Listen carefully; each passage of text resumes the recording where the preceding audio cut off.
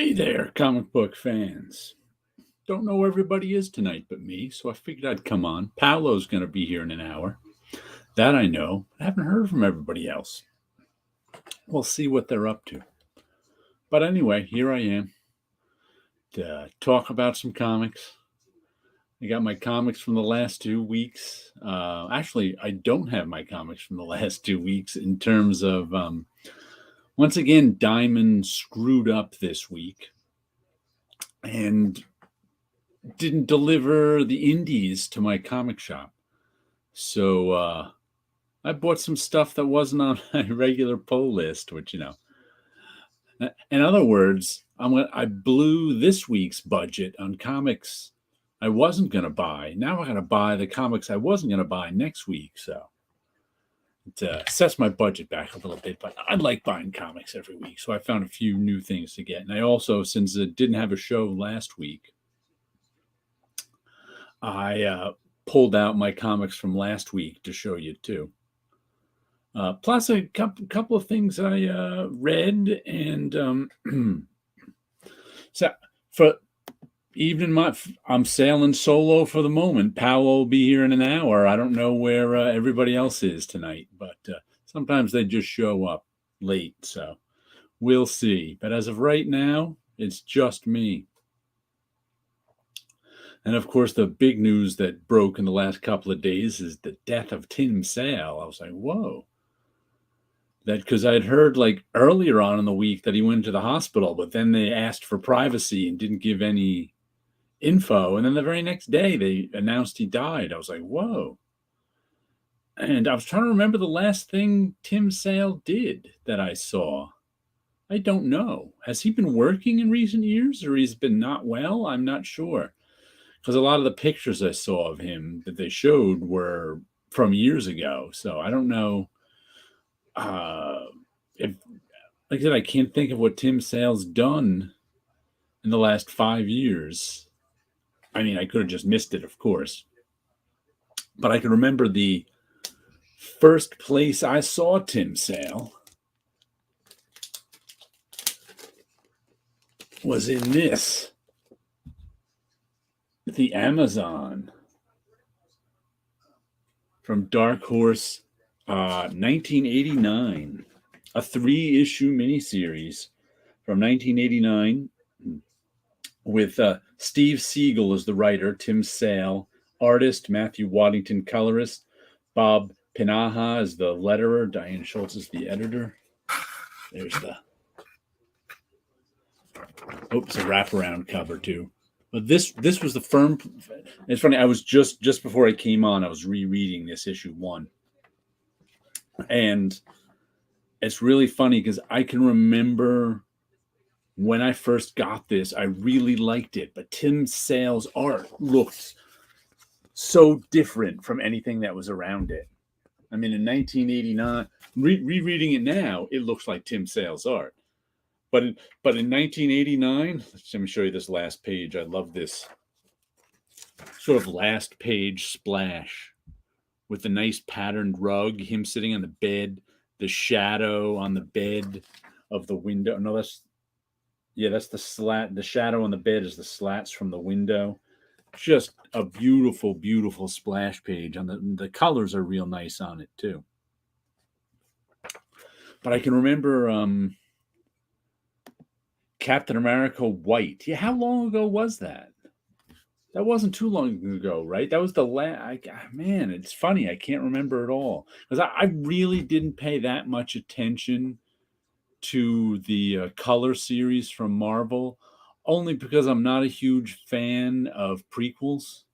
I think I read way back when I read Hulk Green and Gray or whatever it was, and I read Daredevil Yellow. I was still at Marvel then, so I read them sort of around the office. But I didn't really, like I said, it's just not real. I'm not really a prequel guy. I'd rather see a new story than a story about, something I didn't know that took place 25 years ago. And it's just not my taste. But like a Tim Sale did get me. I bought years ago Batman Long Halloween 1 and 2. I mean, I haven't bought a lot of Batman books in the last, I don't know, 30 years. So Tim Sale is what got me to buy those Batman Long Halloweens. So I've always been a fan of his work, but I can remember how just crazy different his work looked to me when I bought this Amazon. And like I said, rereading it now, like, yeah, it's Tim Sale doesn't look so crazy different to me, because I guess I got used to Tim Sale in the intervening 33 years. But he always did these great compositions and using pattern and all sorts of stuff. And this one kind of suited him because there was lots of jungle drawing in it too, I think, as the story moved on. Like there's only 3 issues of it. I think it was collected in a trade paperback, I don't know, sometime in the last 20 years. A small trade paperback. I don't know. Because I think this is Kamiko. I thought it was, because it says in the Amazon text and illustrations are copyright Stephen T. Siegel and Tim Sale. So I guess they were able to, I guess Kamiko didn't own this, but really nice. Lots of green. Another wraparound cover.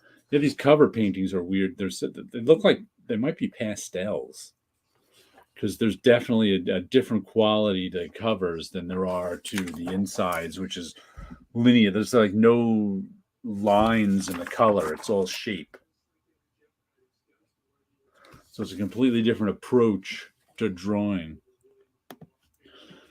Picked up Seven Sons, Slumber 4, and do a power bomb an hour ago. All seems good, Jared. Never thought I would pick up another #1 Image Jay Lee book again. Jay Lee is really good, I have to say. I said my comic shop didn't get any of the indies in this week, so I got none of my regulars, and I didn't get to see that one that Jay Lee did, Seven Sons. That was it.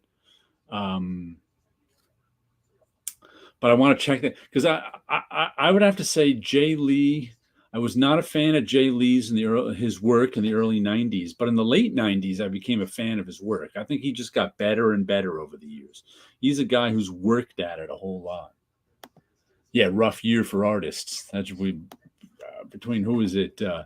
Neil Adams, George Perez, and now Tim Sale. But like I said, Tim Sale came as a surprise to me. I didn't know.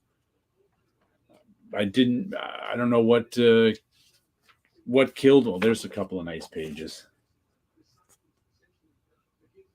His layouts were always interesting and innovative. Yeah. It's sad when artists go. It's really sad when distinct artists with a style of their own leave us. Yeah. He definitely had a style of his own. I mean, look at that. Let me take that down so you can see it. And the colorist really did a terrific job on these too. Who's our colorist again? But Matthew Waddington. I remember that name from Kamiko, but like I can remember this looking so different back in 1989. Looking just like I remember getting these, going, "Whoa, I like this guy. His stuff is so different." And it's not like, I would say there are more guys who draw like Tim Sale now than there were in 1989, but there's not a ton of them still. There's more Mazzucchelli guys than Tim Sale guys. But and also, like I said, Tim, it's not just his drawing. It's he's so good with storytelling, layout, composition. Like, I mean, who else is using all those thin panels, especially in 1989? Yup, the artist is Tim Sale. He did just pass this week. He died of who knows what. We got a notification, on the social media world that he went into the hospital. Please, can we have our privacy? He was happy to see everybody's messages wishing him well. And the next day they said he died. I was like, whoa. But this was my first Tim Sale. Kamiko Comics, the Amazon. if you can get your hands on these, it's good stuff. Let's take a glance at the third issue.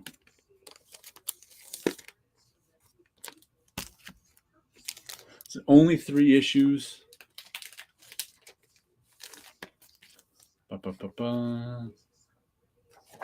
It's again just terrific layouts, terrific composition, terrific storytelling and drawing. Not a lot of guys like Tim Sale out there. I never got to meet him either. He's one of those people. Sad, rest in peace. Yeah, I remember Amazon. Didn't realize Sale is the artist. Yeah, like this is the. This is where I first discovered him. I don't think I saw anything he did before this. Unless it was in maybe Dark Horse Presents. I don't know if he did anything in that. But a lot of guys started out there. But just terrific artwork. I think he's best known nowadays, of course, for his Batman Long Halloween and his Marvel Colors story. But another thing I really liked of his, I have the issues of this, but I have the trade too. Death Blow. What we got here? Mike Mignola and Tim Sale are different, but they always seem similar to me. The graphic sense of the Layhouse. I can't place why they have very different styles, but they're kind of both they're both into spotting blacks and have their own kind of and very much depend on graphic design, sort of drawing rather than illustrative hatching and stuff like that. I can see why you'd put them in the same category, even though they're not really similar. But this, in case you don't know who Death Blow is, this was a Jim Lee. I think Jim Lee and Brandon Choi originally started this. And Jim Lee drew the first 3 issues. And it was Jim Lee doing his Frank Miller Sin City style. This is when all of a sudden everybody was like, why is Jim Lee suddenly copying Frank Miller? But that was the style he chose for this. And then after 3 issues, Tim Sale took over. And I like the Tim Sale stuff even better than the Jim Lee stuff. He just did such a terrific job. Once again, it's Tim Sale doing sort of that Frank Miller style, but it's really, Tim Sale has a style similar to that to begin with. It's not really that far off from his own style.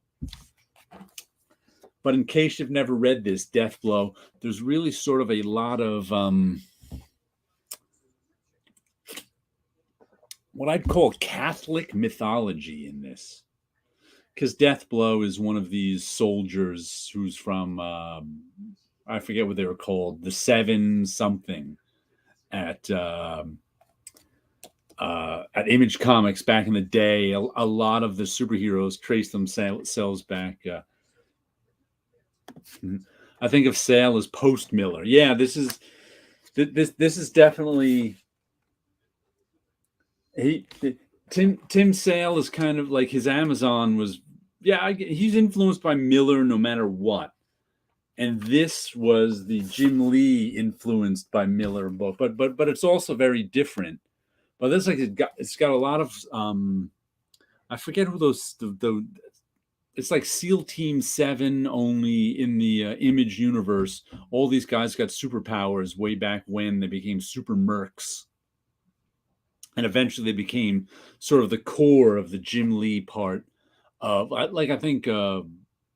Backlash was one of them, Death Blow, and a bunch of them came out of this, whatever the 7 was. But Death Blow is this, and he's a mercenary, and he's going up against these demons and the Catholic Church. So they've got like this military arm of the Catholic Church who's involved fighting the Antichrist, and Death Blow gets involved in all that. So there's some real sort of Catholic mythology going on in this one.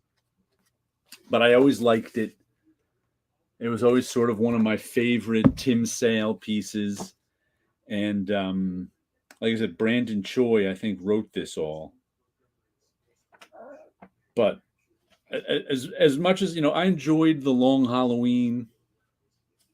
I generally like everything Tim Sale has done, even if I don't have much like I just never had much interest in the colors ones from Marvel, just because that's not my like I said before. Prequels aren't my thing. I just find them a little tedious. Post Miller's a good description and chronology title. Yeah, he's definitely post. He was definitely reading Miller's Daredevil at some point, but he's also got his own storytelling style. But like he's channeling his. He's at his most channeling Miller in this, because he was also channeling Jim Lee channeling Miller. So, but this is a good read. In case you've never read it, Death Blow is a good read. I think this is pretty easy to get a hold of. You can find it cheap on Amazon or something used, and not a hard one to get a hold of. Amazon is probably a little bit harder to get a hold of, but I imagine you can, find it. It's not expensive wherever you might find it. You can probably find it on mycomicshop.com or someplace like that. Like I said, if you were to find, it's probably in dollar bins in places, but that means you got to look through a lot of dollar bins to find the Amazon from Kamiko. Wow, hard to believe they have, 1989 was so long ago. But I don't know if he did anything before the Amazon. Like I said, that's where I first discovered him. I should have looked up his chronology. Listen, I really liked early Jim Lee copycat Death Blow as a kid. Yeah, Jim Lee did a good job copying Miller's Sin City. He really did. I think that's among the more interesting Jim Lee stuff, just because I was never a huge fan of Jim Lee's cross-hatching style. Post Miller to me means he has his own style, but it feels like he grew out of the doors Miller opened up. Yeah, you could say he's from the Frank Miller school. I always heard them. What did they say? They were like in the Silver Age. There were two schools. There was the Alex Raymond School and the Milton Caniff School. And the Alex Raymond School were the guys who like to do hatching and realism, and the Milton Caniff School were the guys like John Romita, who did something they called cartoon realism, where most of the stuff is realistically drawn, but often the faces are expressive and sort of more cartoony than the rest of the illustration. So it was like those were the two schools, the Alex Raymond School and the Milton Caniff School, that like if you were a comic book artist who grew up in like the 40s and 50s, that's who you wanted to be. So I get the Frank Miller. There's the Frank Miller School, and I don't know if I'd put the David Mazzucchelli, because I would say there's I think the most old school Batman artists came out of the Caniff School. Yeah, I would think so. And then like Neil Adams was of course the Alex Raymond School, because he was going for realism. But can't even remember what I was just saying before I was talking about. Oh well, we'll keep going. I was talking about Mazzucchelli, because I'm not sure, because I think Mazzucchelli has got his own like indie school style now, but it's not really his.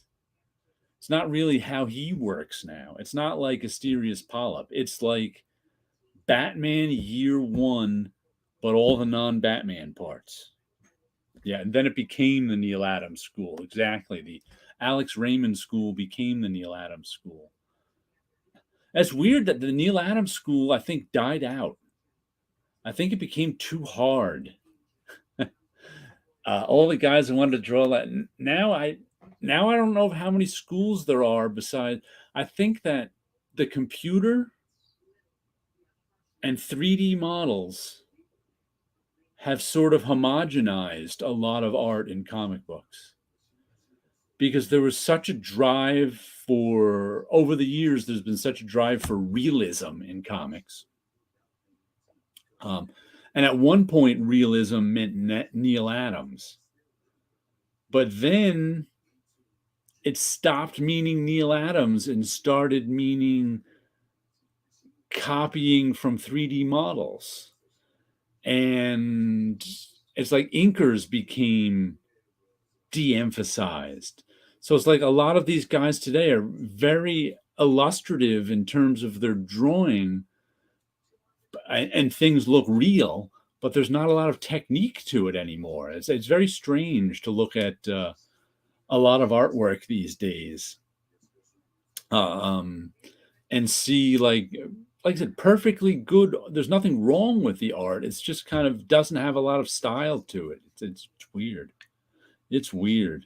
See, do I have any? I don't buy many comics like that. Yeah. The traced outline school. There we go. That's what we can call it, because that's what it is. It's a traced outline school.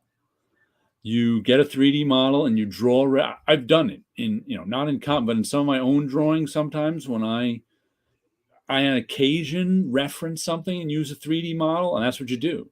You set up your 3D model in the pose you want, and then you draw the outline over it. Oops. Would you guys put Eric Larson going into the Miller School? Maybe his summer school or night course. Ooh, Eric Larson, that's a tough call. He's definitely in the Kirby school of layouts. But in terms of drawing, he's probably more in the Miller school of drawing. But he uses line a lot, but he also uses shape. But yeah, I might put him in the Miller school, but not in terms of the amount of blacks he uses.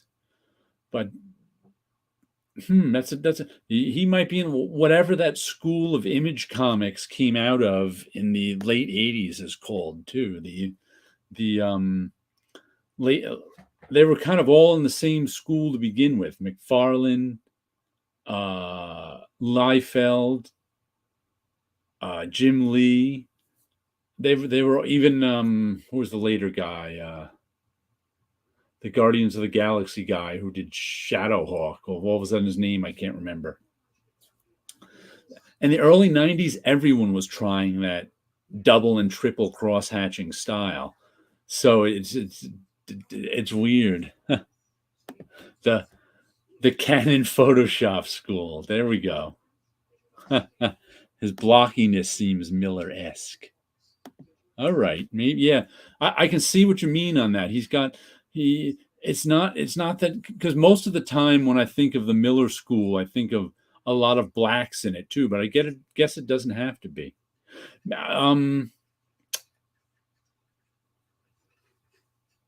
Eric Larson may also come out of the Walt Simonson school because because when I think of Walt, he's got his own sort of where he does sort of graphic designy stuff, but with a lot of line. Yeah, there's a bunch of smaller schools. The Darwin Cook School, the Sean Murphy School. Yeah, the Darwin Cook School I'd call the Bruce Timm School. Because I think he was a contemporary of Bruce Timm. I think Bruce Timm really popularized that style, that Batman the Animated Series style all of a sudden became desirable. Before Bruce Timm, no one wanted that. But I think Darwin Cook may have actually been a contemporary of Bruce Timm. So I don't know if he was influenced by him or just worked in the same style. The Sean Murphy School. Yeah, I can see the Sean Murphy School. I think has to do with the Bruce Timm School. Sometimes it's hard to know who the leader or just who's the guy who came first, because I don't think Darwin Cook. I think Darwin Cook also came out of animation too. I can't even remember. I didn't know him that well, but he may have actually been a contemporary, but it was Bruce Timm who hit first. So, and the Sean Murphy School, I think he can come out of the Walt Simonson school too, except a little sloppier in terms of his line. Like there's a certain, I would call the Sean Murphy school. Um, Miller's Dark Knight 2, when it came out, reminded me of the 90s Savage Dragon. Yeah.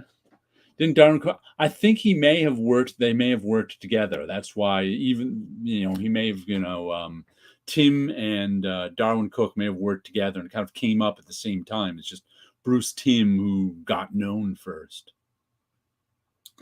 But the what's his name? Sean Murphy school, I would think, because I'm trying to think of how to describe it. Sean Murphy's school is kind of, to me, like the Walt Simonson school in that he uses line a lot, except that there's a whole bunch of guys who I think are influenced by Digital and Bill Sienkiewicz. They throw a lot of ink around. In terms of yeah, there's a whole bunch of artists that look like Murphy to me, like Matteo Scalera. It's like they do their basic drawing, and then in order to make it look interesting, they kind of throw a lot of ink around and make their line decorative. And what I mean by decorative is old school inkers back in the day were trying to create form with their inks. So when you see an old school inker like from the 60s or 70s, what they were trying to do, they'd take the pencils and they'd add shadow on one side.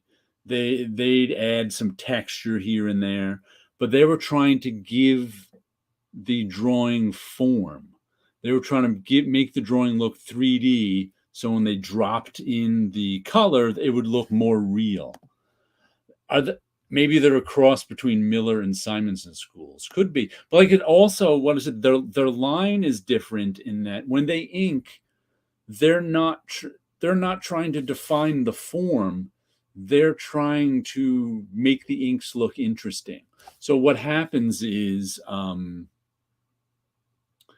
it's sort of like, let's say they start with sort of an outline drawing, much like the old school much like layouts or breakdowns were in the old days, where it's just an outline drawing. Then the finisher or inker would come in and add even more thickness and shading and detail.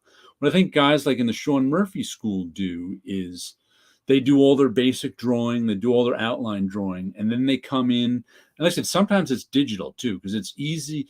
They just want to make their line look, because when you just have like one single line, the drawing looks dead. But if you add more lines, some sketchiness to it, but not too much sketchiness, you can make the line look more interesting. And then throw some ink on one side of the guy's. Like I said, Bill Sienkiewicz does it physically. He actually throws ink on the paper. That's what he does. He starts with a simple drawing and then throws layers of ink, then some paint, then more layers of ink. And he makes his drawing look interesting that way. And I think they may come out of partway out of the Walt Simonson school and partway out of the Bill Sienkiewicz school, where they're trying to make their line look interesting, not through making it look more real, but through throwing more ink on. It's sort of a modernist technique. It's mixing drawing. It's mixing sort of old school comic plastic drawing with abstract expressionism. And I think there's a bunch of guys who fall into that school these days who can, well, like I said, if you were to see their very first layer of their drawing, it would just be single lines. But then they build on top of that with all sorts of other lines and techniques that have nothing to do with shading. They have to do with sort of graphic design. I picture Bill Sienkiewicz throwing ink across the room as you describe it. Yeah, he actually throws ink. You can look at he really, I mean, his drawing style starts out sort of loosey goosey and gets tighter, and then he throws things at it, and it's really kind of interesting. But I think a lot, and you can do that sort of stuff digitally. Like I was just today, I was working on one of my illustrations, one of my Gatsby illustrations, and I was working on a new technique, which as I was doing it, the name came to me. I called it reckless color. Matter of fact, let me show you a little something. This is a print of a computer. I drew the black line in paper and scanned it in. But this is what I called my reckless color technique that I was just developed. This is the first thing I've done in it. But if you look at all this texture and stuff in there, all this splashing and little bits of different things, that's all digital. And that's all done with brushes in Photoshop, which I just started messing with. I mean, there was this guy, Kyle Webster, who first I have to tell you a little bit how Photoshop works. Photoshop used to just have brushes that were like paintbrush, airbrush. You could change the size, you can change the opacity. Now Photoshop has brushes that do all sorts of things. It's like you have almost total control of what the pixels are going to do when you swipe across with that brush. But it takes a lot of time and effort to make a good brush in Photoshop. So there's this guy, Kyle Webster, who started, 10 years ago. He would spend all his time making brushes and then he'd sell them to you. He made a lot of money doing this.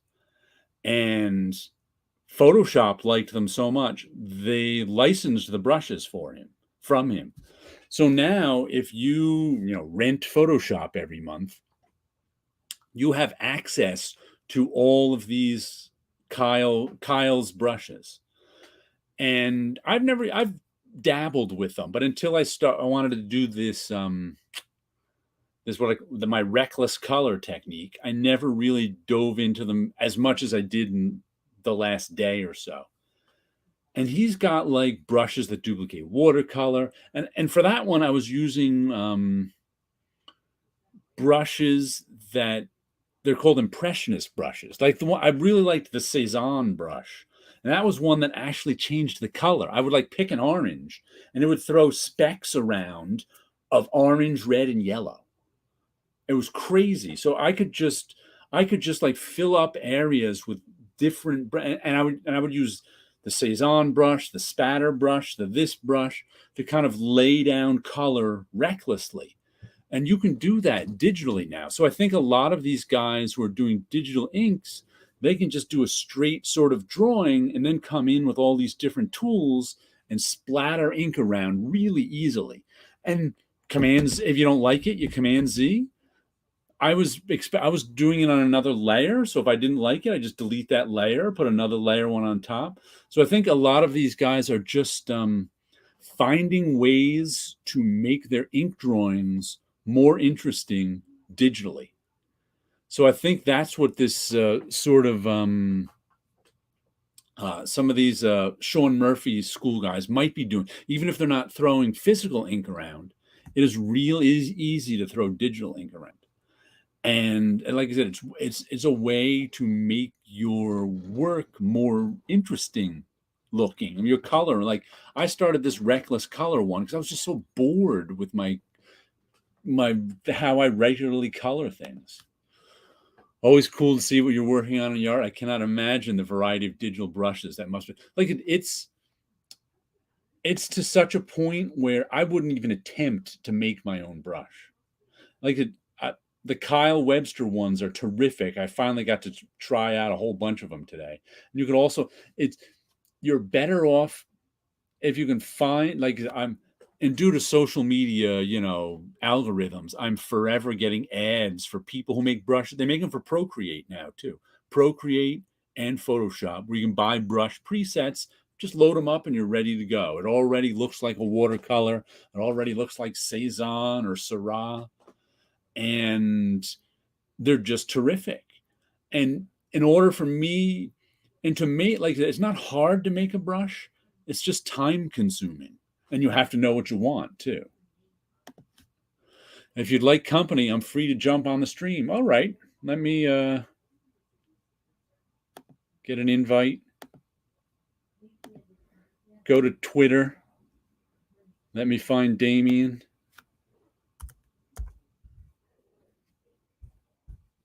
Or Sleepy Reader. There he is.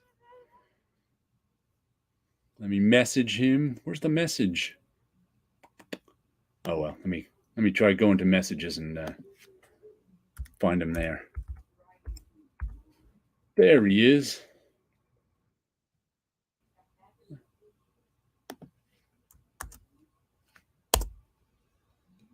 All right, I just sent Sleepy Reader. I just sent Sleepy Reader a invite so he can jump on the stream. Cook and Tim also went to the Alex Toth School. Yeah, so many schools. But we said it was digital. I thought your reckless brush technique was dabbing COVID on. Yeah, I have done that in my physical technique. I was trying to find a way to do that only differently. Whoops. I'm of the kindergarten school. Yeah, why not? I've dabbed dark Covics on top of light and left the marker there a few seconds and let it bleed in. Yeah, I've done things like that too. So Sleepy, I've sent you a link over Twitter. There he is. Good evening, Damien. How are you doing? I am good. I think I've never been on this show with you. Yeah, we were somewhere else just once. Where was that? I can't remember whose channel, maybe Comic Cracks or something. Yeah, I can't remember either. We were thrown on together once, and I remember going, this is the first time we were on together. Someone's channel. I'm all excited about this idea of different schools. Yeah, it's interesting, you know? It's like a lineage. It's like a family tree that keeps branching out. Right. Who came, like I said, the Alex Toth School, as if you came out of animation, you came out of the Alex Toth School. Right. Well, and so Darwin Cook and those people seem very Alex Toth. Tit Goblin just mentioned also went to the Alex Toth School. Yeah. You came out because he was, he was the animation guy in the 60s, designing everything, and he knew how to strip it all down for animation. That's right. I always find it fun. One thing I noticed about the animation school, like guys who are straight out of animation, who make graphic novels. Like I've got a couple of, that I've gotten over. Just guys whose names you wouldn't even know, but you find them. Like what was it? Along the Canadian? That's one that jumps to mind. I forget who did it, but there's a graphic novel I have called Along the Canadian.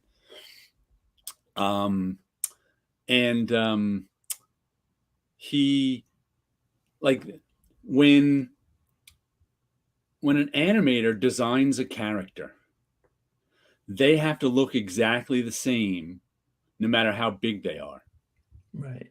That's not true in comic books. A close-up of Superman has more detail than a medium shot of Superman. So it's funny to sometimes see these animation guys when they do comics and they do a close-up. It looks just like the medium shot, only bigger. Right. It's like you don't get extra detail in the face because they figured it all out.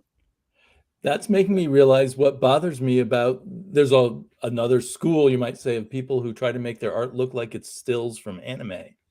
Modern, and I'm suddenly realizing, hey, yeah, the amount of detail doesn't change. It's always just right. It's an animation thing. I never thought of that. That's really Sleepy in person. Your comments are always thankful. Always insightful. Thank you. I can read. They're thankful too. Richard Friend does these link series tracing artists' influences. It's a fun and neat concept. Oh yeah. Does he has a YouTube channel, I think. Yeah, I don't know him. He's an inker. Okay. From and you often don't know who your influences are. That's who true. Did overall Space Ghost Bible for the cartoon? That was Alex Toth.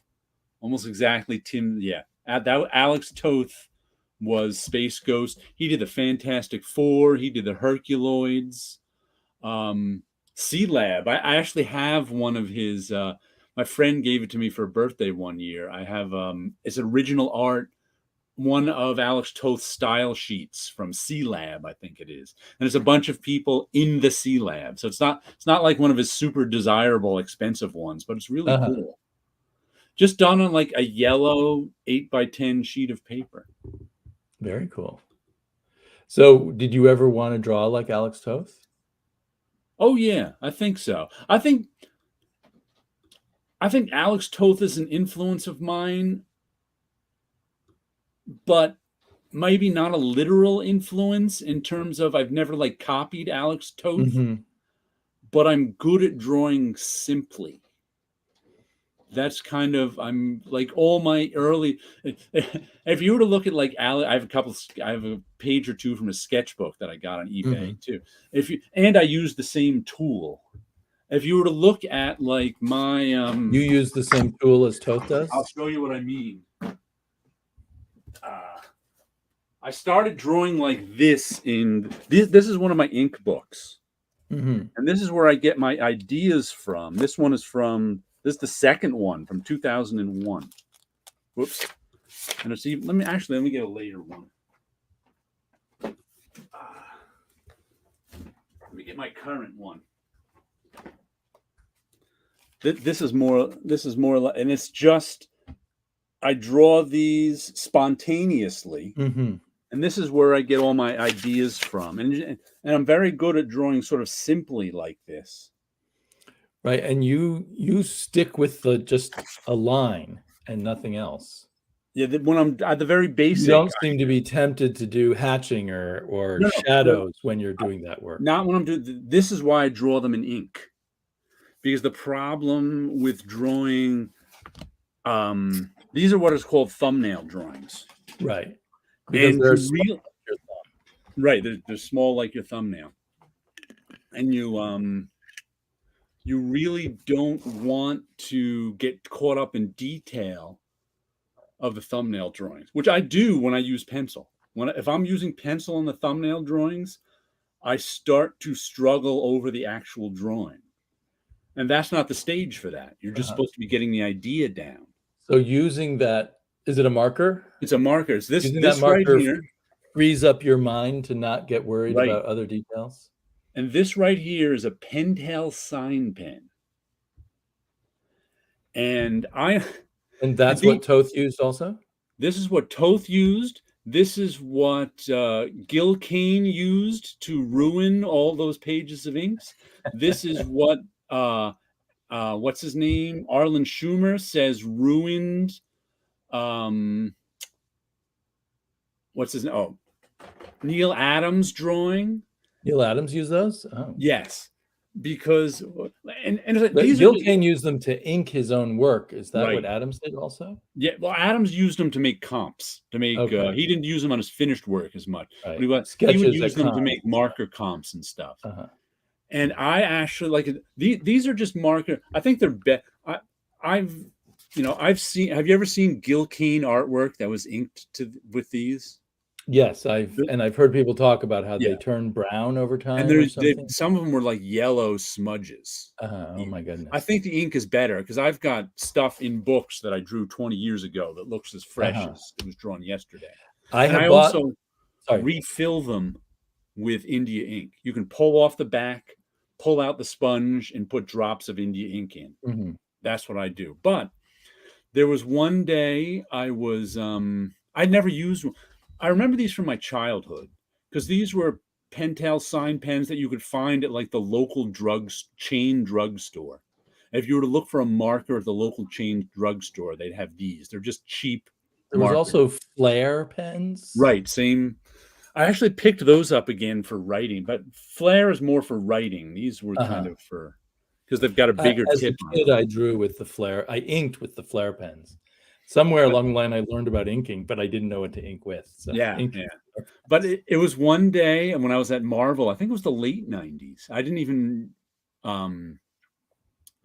and I was like, I went into my boss's office. He was the head of, I'm like, I'm like, you got a black mark because Marvel used to have this endless supply closet in the early 90s, I remember you talking about that. but by the late 90s, it had slowed down. So I was like, Dan, you got a pen, some kind of black marker for me? He's like, here, take one of these.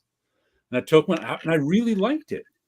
And I was like, Dan, that's a really nice marker. Where'd you get it? He's like, I ordered them from Michael Golden. Michael Golden was the art director at the time at Marvel. So I went into Michael Golden and he was like, he's like, everybody in animation uses those because it's you can't, it's a hard tip and you can only get one line weight with. It's not like a brush or it's like a single line weight line. That's what it's good for. So if you don't want to mess with line weight, you don't want it's like you get that line down and that's perfect for me for thumbnails. It flows smoothly and dark. You get that one line weight, so you don't have to worry about shading or anything like that. It's just so I've been using them ever since then, since the late 90s. And you can find like here's a Japanese version of it that's just called a computer pen. I have no idea why it's called a computer pen. But it's the same inside when you draw same exact thing. Once again, here's what I do. Let me show you. I will. This is Black India ink that's made for technical pens. Like the rapidograph type? Like the rapidographs, which means it's black ink, but it's got glycerin in it. Glycerin is a surface tension breaker, which makes it flow better. So it'll flow through a technical pen. I found you can do this with regular India ink too. I just find it with that it works even better. Here's what I do. Let's pull up. Here's the back of same thing with the. I'm doing this one because it's yellow. We pull that right off. Whoops. That's just a sponge. Right. And this is a dropper. I put about 20 drops in. I put it back. And now I've got a sign pen with India ink rather than whatever ink was in it. And does that ink flow better or just look better? It looks better. It's darker. It looks a little better. And I know it's permanent. Okay, so you won't have that Gil Kane effect. Then. Right, I won't have that Gil Kane effect. And I do it with a brand new pen too. I don't even wait for the pen to dry out. And I just add new ink in the beginning. I'm like, I don't care. but that works. Like this is just like I said, a rapidograph ultra draw is what that is. Works very nice refilling. And I refill every pen I can. Matter of fact, I just tried. Are you unusual in doing that, or do you think most artists? Oh no, I'm unusual. I love art supplies. I love trying new things. Most artists don't. Matter of fact, here you can buy empty Copic markers. Oh, okay. So you can buy Copic markers with no ink in them and put your own ink in them, mix their inks together to make a new color, do whatever you want. This is one where I decided I wanted a Copic marker with that black ink in it. I still haven't found anything to use it for. So it's got the rapidograph ink. It's got the ultra draw ink in a Copic marker. And does it draw differently or look differently than a Copic black? The ink is a different density. Yeah. The Copics are special ink, right? They meant to blend more than the average. They're meant to blend and they're meant to be stable.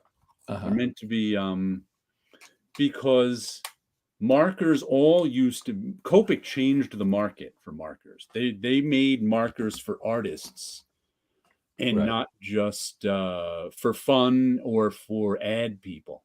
Right. Like before Copic, markers were all what they call fugitive. Matter of fact, there's still some that are.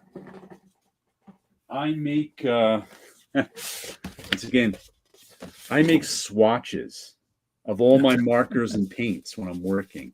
So let me find my Shinhan Touch.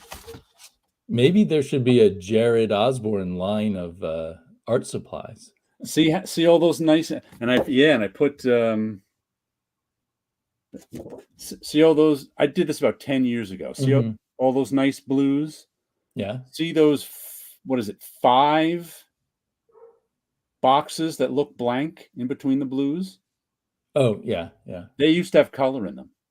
Oh, Those 5 colors are all fugitive. Mint, pale, and they're all pale blues. Cool shadow, aqua mint, frost.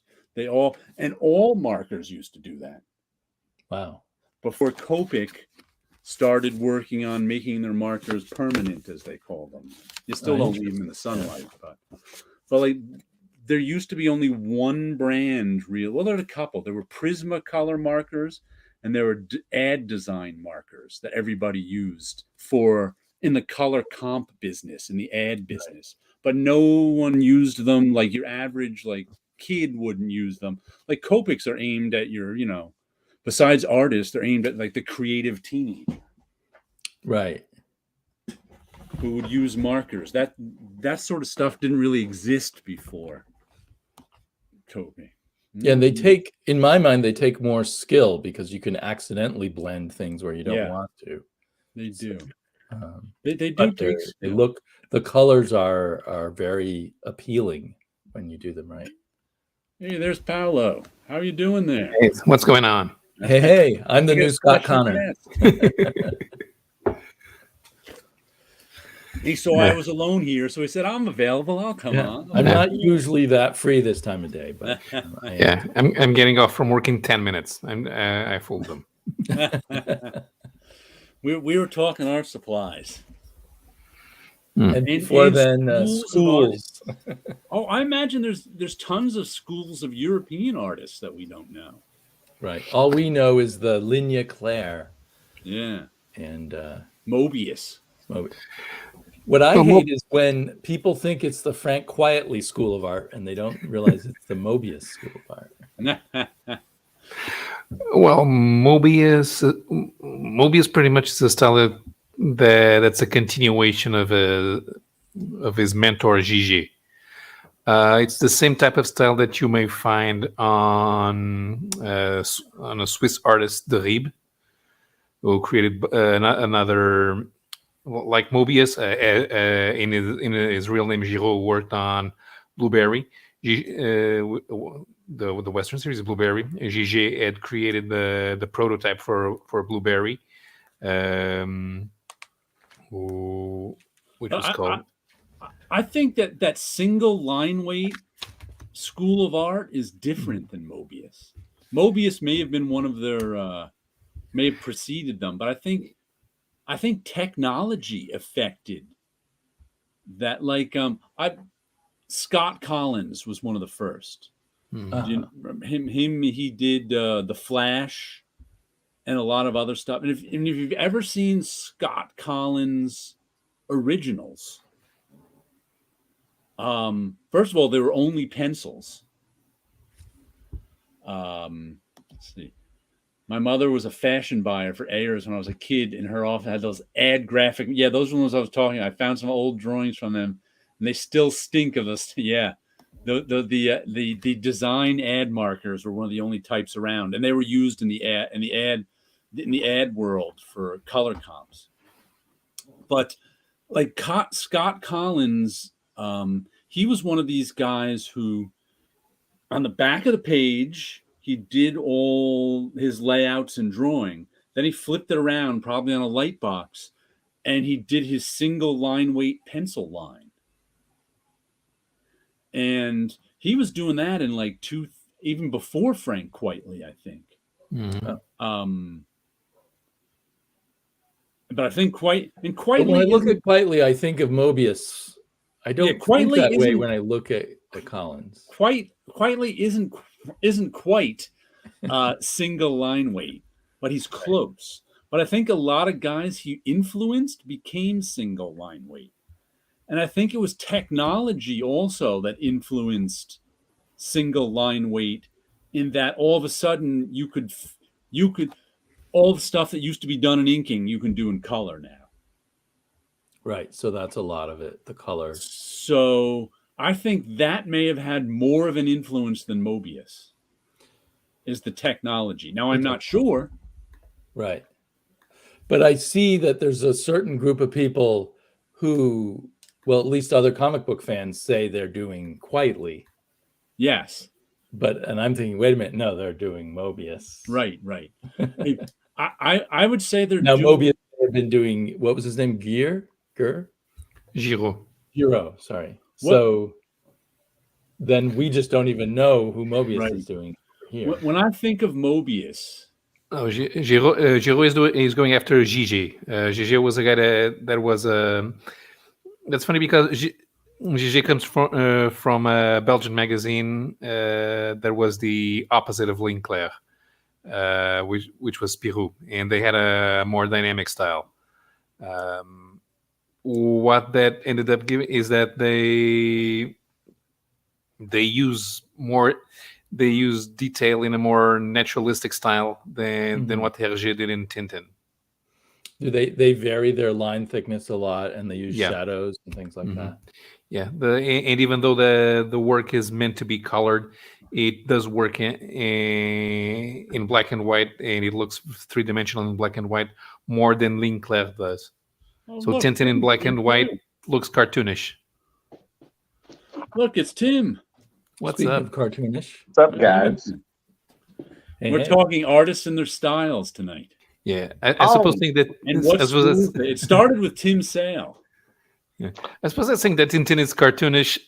Of course, Tintin is cartoonish. The point is that Linclair colored looks like a full universe, and in black and white it looks incomplete. Right. See, I'd put Tintin in the Milton Caniff cartoon realism style.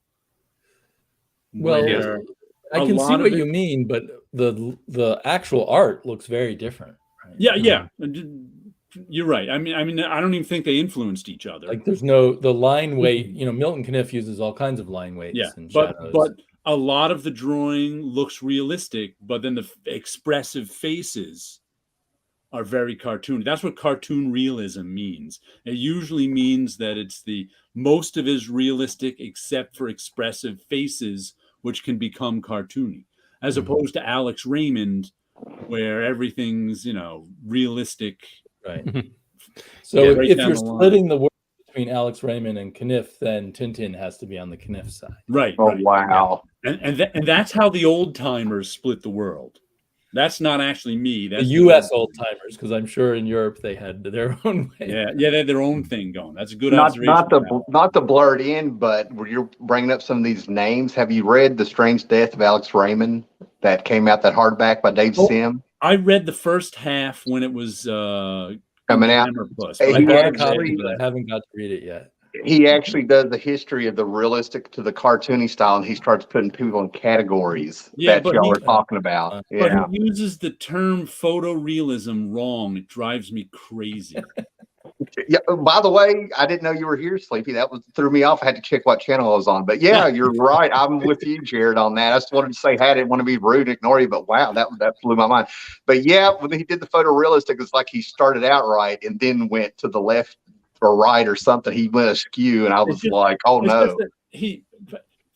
Photorealism, the word wasn't invented until the 60s. And it was invented for a certain group of painters who painted their paintings. They painted how the camera saw. So that the first thing you look at is you look at one of their paintings and you go, is that a photograph? The cartoonists never did that. They were photo referencing stuff, which is what they did. They'd get photographs and they'd draw from the photograph to make it look more realistic. But they were in no way trying to trick you into thinking that they're drawing. Sim just got his terminology a little off. Yeah, and it drives me crazy because I was just talking because about you've been to art school. You care. About it's also I was talking about. It's not. It was before I was in art school even. The reason I care is because I was just talking to someone about this at the comic shop this week. Come on now. Especially when I was a kid. Kittens? I've heard we as comic book fans, of course, like when we were younger especially, always wanted people to take comic books as seriously as we did. That was always our dream. We're like, I just wish people would take comic books as seriously as I did. And I'd always read, maybe some articles or something by the comic book creators saying the same thing. I wish. And it was kind of like, I always wanted, here's two things. I've always kind of wanted the art world to take comic books seriously. And by the art world, I don't mean the people who buy $100 million paintings or have galleries in Manhattan selling $400,000 paintings. I just mean I don't want the local news going, pow, bam, whap. Another great, Batman sells, that the sort of art world, the sort of pop culture art world that we live in. I always wanted them to take comic books seriously too. Yeah. But then there was always things that would happen where something like, well, if you want to be taken seriously, use the right terminology. And I always compare it to Dave Sim not using photo reference and photorealism right is like somebody talking about comics and saying DC's Spider-Man has just. If you were to hear someone talking about comics and talking about DC's Spider-Man, you wouldn't take them seriously. Because that's like day one stuff of learning about comics. Day one stuff about learning about art is learning impressionism from abstract expressionism. And it's like, I've met so many comic book people who refuse to, I don't want to do, It's like, you want to be taken seriously, but you don't want to learn that Spider-Man is published by Marvel. I don't get it.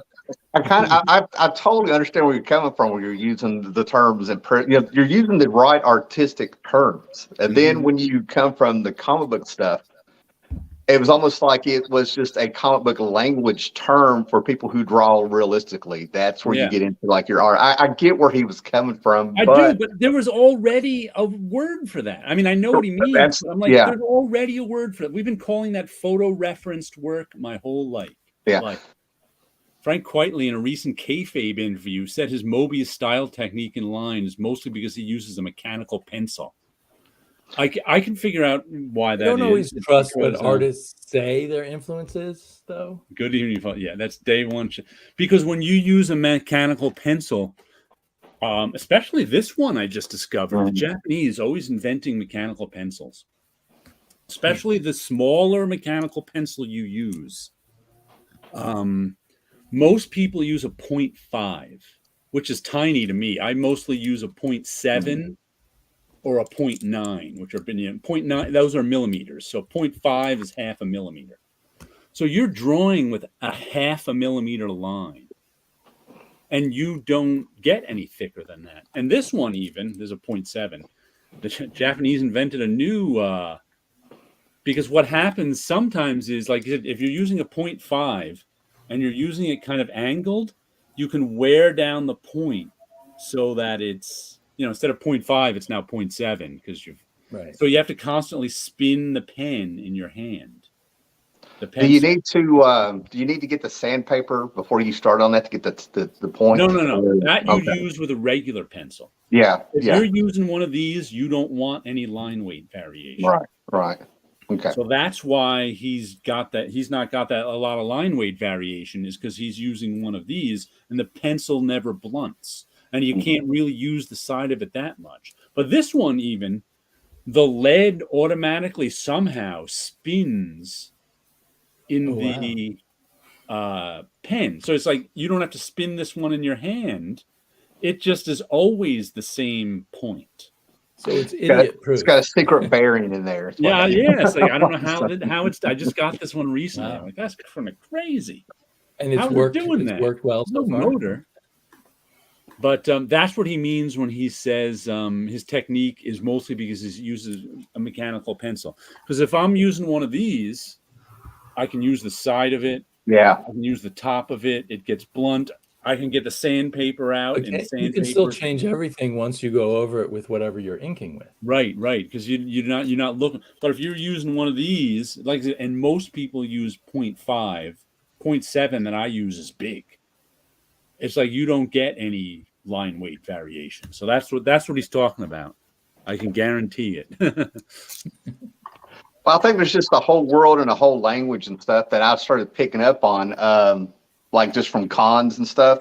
Oh, You would yeah. see Tony Harris. I would see Tony Harris, and then Mhm. I'd go around the con, and then Tony Harris would be over there with Kevin McGuire. They'd be talking about printers and color theory and stuff. And there was like one or two times I was like, I understand them. I could do this. Wait a minute, I could talk to them. Even though I, it's like, a guy in Art 1 in high school talking to the pros. I could be like, Yeah, But- it's not yeah. hard. Even but though, I understood what they were talking about, and I'm like, oh, this is bizarre. But I wanted to kind of bounce off of something you said about people wanting people to think comics were as cool as you did. I Right. accepted around 9 years old that wasn't happening in my eyes. To Oh, me, yeah. everybody was. was always a I got dream. this point. I got them up to the point where I'm like, they're missing out, and just left it at that. But my Miss Jackson, my high school teacher, art teacher that I ended up spending 4 years with and stuff, more or less, and teaching, helping to be sort of like a teacher's assistant for Art 1, because my schedule had my Art 4 class during Art 1 that she was helping me out. But I actually went back to high school to show her Alex Ross, where we had all these. You cannot win her over about comic book art. She couldn't stand it. To the point that she made everybody's projects, should be no outlines. She couldn't, that's how bad she hated comic books. So I showed up with Alex Ross artwork, be like, check this out. Apparently I wasn't the only one. And somehow I ended up doing a presentation on the Crow showing sticking to art and how your art will improve. She got me. But when people have made up their minds about things, I don't think it's worth the effort to try to change it. Oh, yeah. I don't think you need to defend or justify to somebody you already know they've got their opinion made up. Just let them keep missing out. Like I said, it was always a dream. Yeah. It was never happening. Let me show you. Tit Goblin here says, my grandfather taught me to use a carpenter pencil for drafting up sketches as a kid. Jared, the only one I've seen use one. This is it. This is I think they hand you one of these day one of art school too. One of these general sketching pencils. And the carpenter pencil is the same thing, just branded as a carpenter pencil. It's this big chunk of lead. What's that, about 3/8 of an inch by 1/8 of an inch? And you have to carve it to get it to work. And, big, this is when you want a big chunky chunk of pencil. And you're working big. But yeah. They're all downstairs. Oh, you got one in your box of pencils? Well, I was looking to see what I had, but I'm that guy who I'm going straight to the eraser. I love the gummy erasers. Oh, the I think kneaded those are eraser. awesome. The kneaded erasers, yes, but nah. This is my main. I use this as my main eraser. I just had to get rid of one and open another one. Then they come in little plastic boxes now. I don't know why. They used to never come in little plastic boxes. Now they do. Well, do you care if I show a few things? I mean, go right ahead. Let's see what you got. They popped up. These came in the mail today. I got a real quick. I've now have half these Sandman Mystery Theaters. I ordered a few off of. I got tired of looking. I had a few storylines in the first 20 issues that I wanted to complete, so I can go ahead and read them. But I think Sandman Mystery Theater. I'm going to hold this as probably the most uncelebrated and one of the best comics to come out of the 90s. That's a good one. Yeah, so I got those. And then when you're a kid, I do this thing. I'm a kid. I found a Batman book finally from what I read as a kid. The stepdad and the uncle had comics with no covers on them. And I would love those books and stuff. And it turns out I had this at one point, don't know where it went, but I finally found the story where the man has a mouse tail and he's a pickpocket, and he finds he finds a woman who is I think she's doing like a cabaret show or something, who has a cat tail, and he thinks destiny brought them together because they both have tails, and she ends up killing him because she's stroking his tail, going, oh, and then she kills him, and she's like, you idiot, I'm a cat, you're a mouse, of course I'm going to kill you.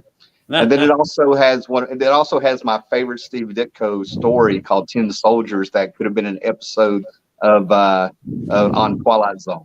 A little kid has some toys that are 10 soldiers, and this alien comes into his room to invade. And when he wakes up, the 10 soldiers have taken the alien somehow, and they got him in a prison in his room. Uh, The toy soldiers. I always loved that's the panel right there that made me a Steve Ditko fan. Yeah. Not his Spider-Man Awesome. work or anything, So, and the kid, I suspect, is actually Peter Parker. Oh, I think, he looks. I think Peter that could be Parker Uncle Ben and prototype. Peter Parker. Yeah. Peter I think Parker prototype. That should be worth a lot of money. Well, this is reprint. It's a reprint from the 70s, but Yeah, I know. oh, I got you. Yeah, but as a kid, I think I may have thought this was a Spider-Man story, so maybe that's why it was so hard to find. Now the story with the and I'll be quick here. The story with the man and woman with the feline tail. I might actually do a video on this for anybody that cares because I don't know who the artist is, but I absolutely love this. I thought this was a DC comic. Who drew that? Right, I don't know. I don't think it's credited. I'm gonna have to look. It's probably not credited. Let me know Paulo, what was that? The title and I can find it in the Ground Comics database. Man with a Tail. Man with a Tail. That's from Astonishing number 18. So it's not actually Astonishing Tales, it's just Astonishing. But in that case, yeah, they should have. Kind of looks like the art that was in, was it Thunderbolt? Little Wood, maybe? There was a DC book called, I think, Thunderbolt. And there was a particular artist that had that clean style, very similar to that. I think you're onto something because for decades I thought that story was from a DC comic. So I've been going through my Unexpected and everything for years. So yeah. Okay, so that story it should be signed somewhere because it's marked as signed LW, which means it's Larry Warame. I don't even know that name. Mm-hmm.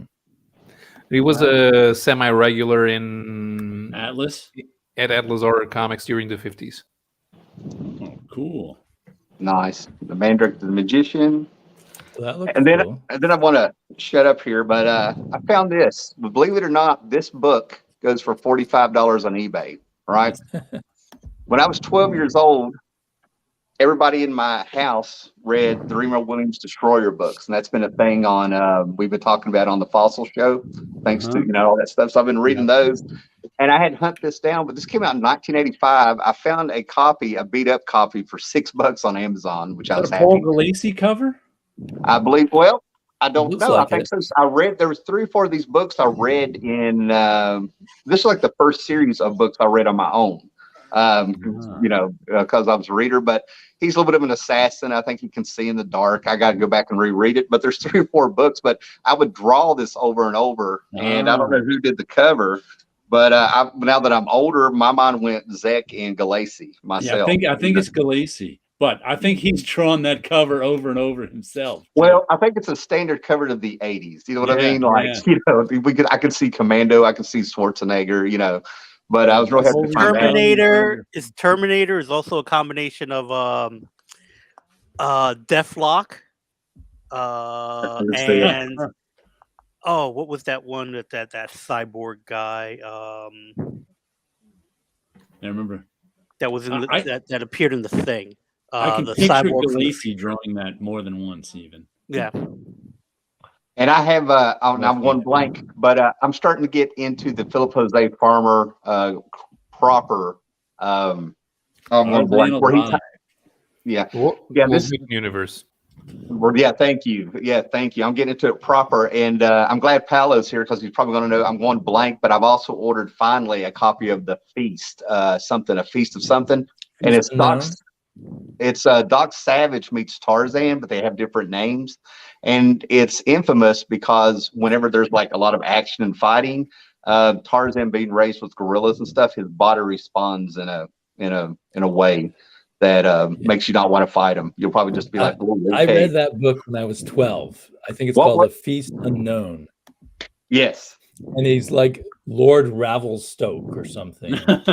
Yes. I don't want to give away the ending, but I was so shocked by their final battle. The names that Farmer uses are Doc Caliban and Lord Grandrith. Oh, okay. Okay. And I want to bounce off Sleepy there. I'm glad you're here, Paulo, because I knew you'd be on this stuff. But with what Sleepy said, it is probably one of the few books that I was not allowed to read as a kid. Like somebody I should actually not have stepped been in and allowed said to. no. Yeah. So they knew Sitrat about has it. a signed copy of Lord Tiger. I'm Ooh. assuming you haven't read to the end, so I don't want to spoil the end. No, I haven't read any of them. I've read bits and pieces. I think I've read this Tarzan Alive as I'm reading through it.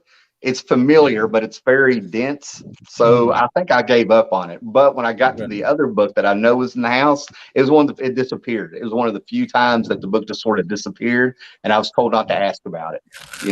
So in the wild and crazy early 70s, there was a publisher that was technically a porn publisher who hired a bunch of science fiction writers to just do whatever they wanted to. And I think that's where that Feast Unknown came out first.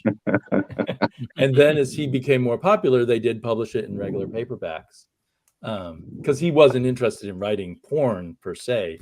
But, as you mentioned, certain things, bodily functions happen a lot in the book. But as a 12-year-old, it kind of blew my mind a little too much. I want to show a couple of my Sleepy readers overlap because I was just watching his video today.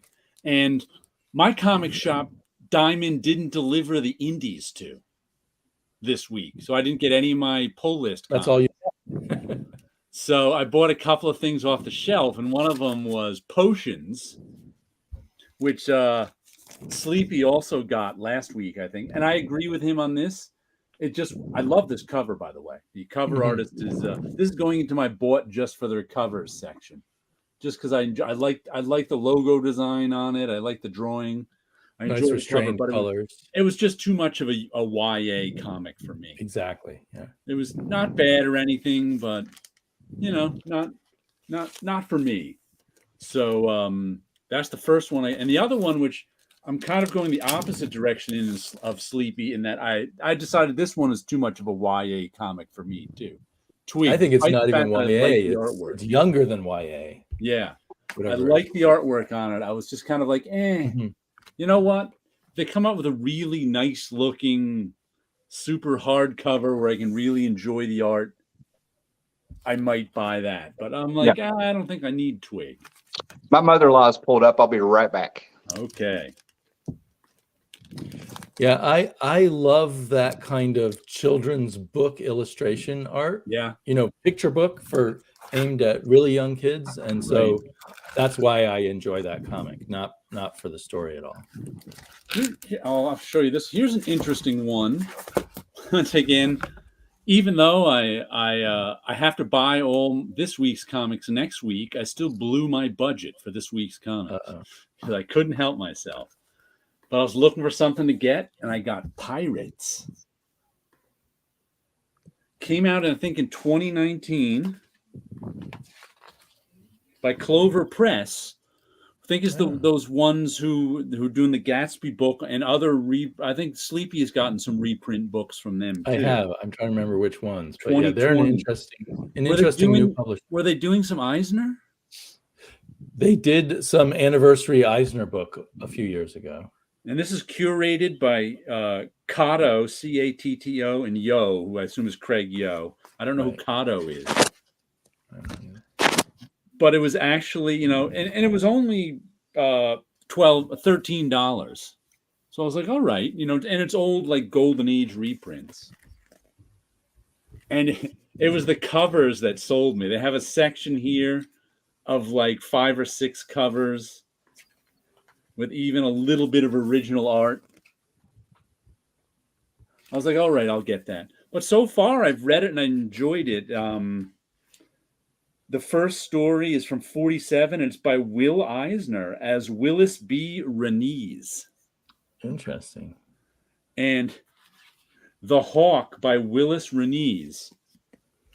And this one was funny in that it was written in such pirate jargon that it was almost indecipherable. It was just crazy. 'Tis on the morrow their trial be held aboard the brig ship. 'Twill be me pleasure to testify agin the barnacles. Swing for sure they will, Captain Hawk. And I was just like, whoa. But we got that. We got Reed Crandall and Les Zakarian on inks. We got Artist Unknown on that one. There's even more original art in the back. I didn't get to this part yet. So this is like looks like a good book. Yeah, Charles Vaught and Morris Weiss from the collection of George Hagemeyer. Oh, George Woodridge. More covers. Carl Burgos cover. Reed. Oh, these some EC covers here. Piracy.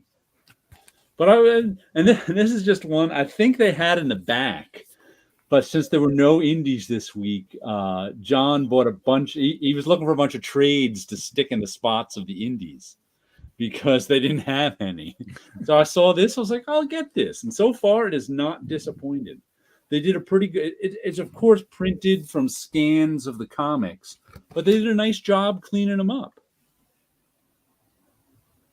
I have to say. Well, this one was pretty nice. What is this one? Artwork by Norman Saunders. And this was a weird story. It's just like 4 pages. And it's like, Black Bolt was a terrible pirate. Black Bolt was an arsehole. Black Bolt did all these terrible things till they killed him. And that's the whole story. That was the story. Pretty interesting. But yeah, like I said, I and the other thing I bought another this week. Like I said, it was Frank Frazetta's Death Dealer, which was better at issue number 2, which had some nice art in it by Stefano Martino, whoever that might be. Oh, tell me those were good. Tell me those were good. I enjoyed it. I'm surprised. Like I just picked up issue 2 because everything was out. My shop didn't get indies, and I really enjoyed it. I don't know if I'm going to track down any more because it's a $5 book, but I liked this issue. And my surprise of the week that I enjoyed, which I put on my pull, it was Miss Meow. Which I only knew because I saw like 20 cheesecake alternate covers. Like I ran into it online sometime, and it was there was just like endless cheesecake covers of this. Not at my local shop, but the art inside was actually pretty good. And I enjoyed the story. I'll compare it to a tamer version of The Boys. Okay, that could be good. And I think it's 18 plus, so it's rated mature. So there's some mature stuff going on. But like The Boys, the superheroes in this universe they're called mercs, first of all, super mercs. So they're mercenaries. They're not even heroes. But I think they all have corporate sponsorships and compete with each other for members. They never actually did anything. And this issue was all about the whatever annual merc ball.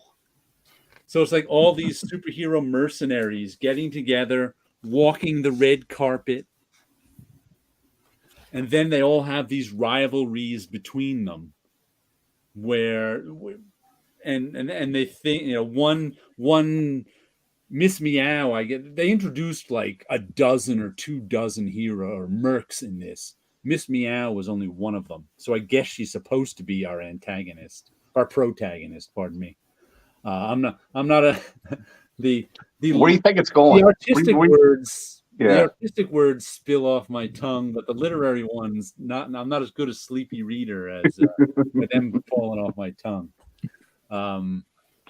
She's supposed to be the protagonist, but like I really enjoyed this. Where are they going with the book? What's the hook? The plot?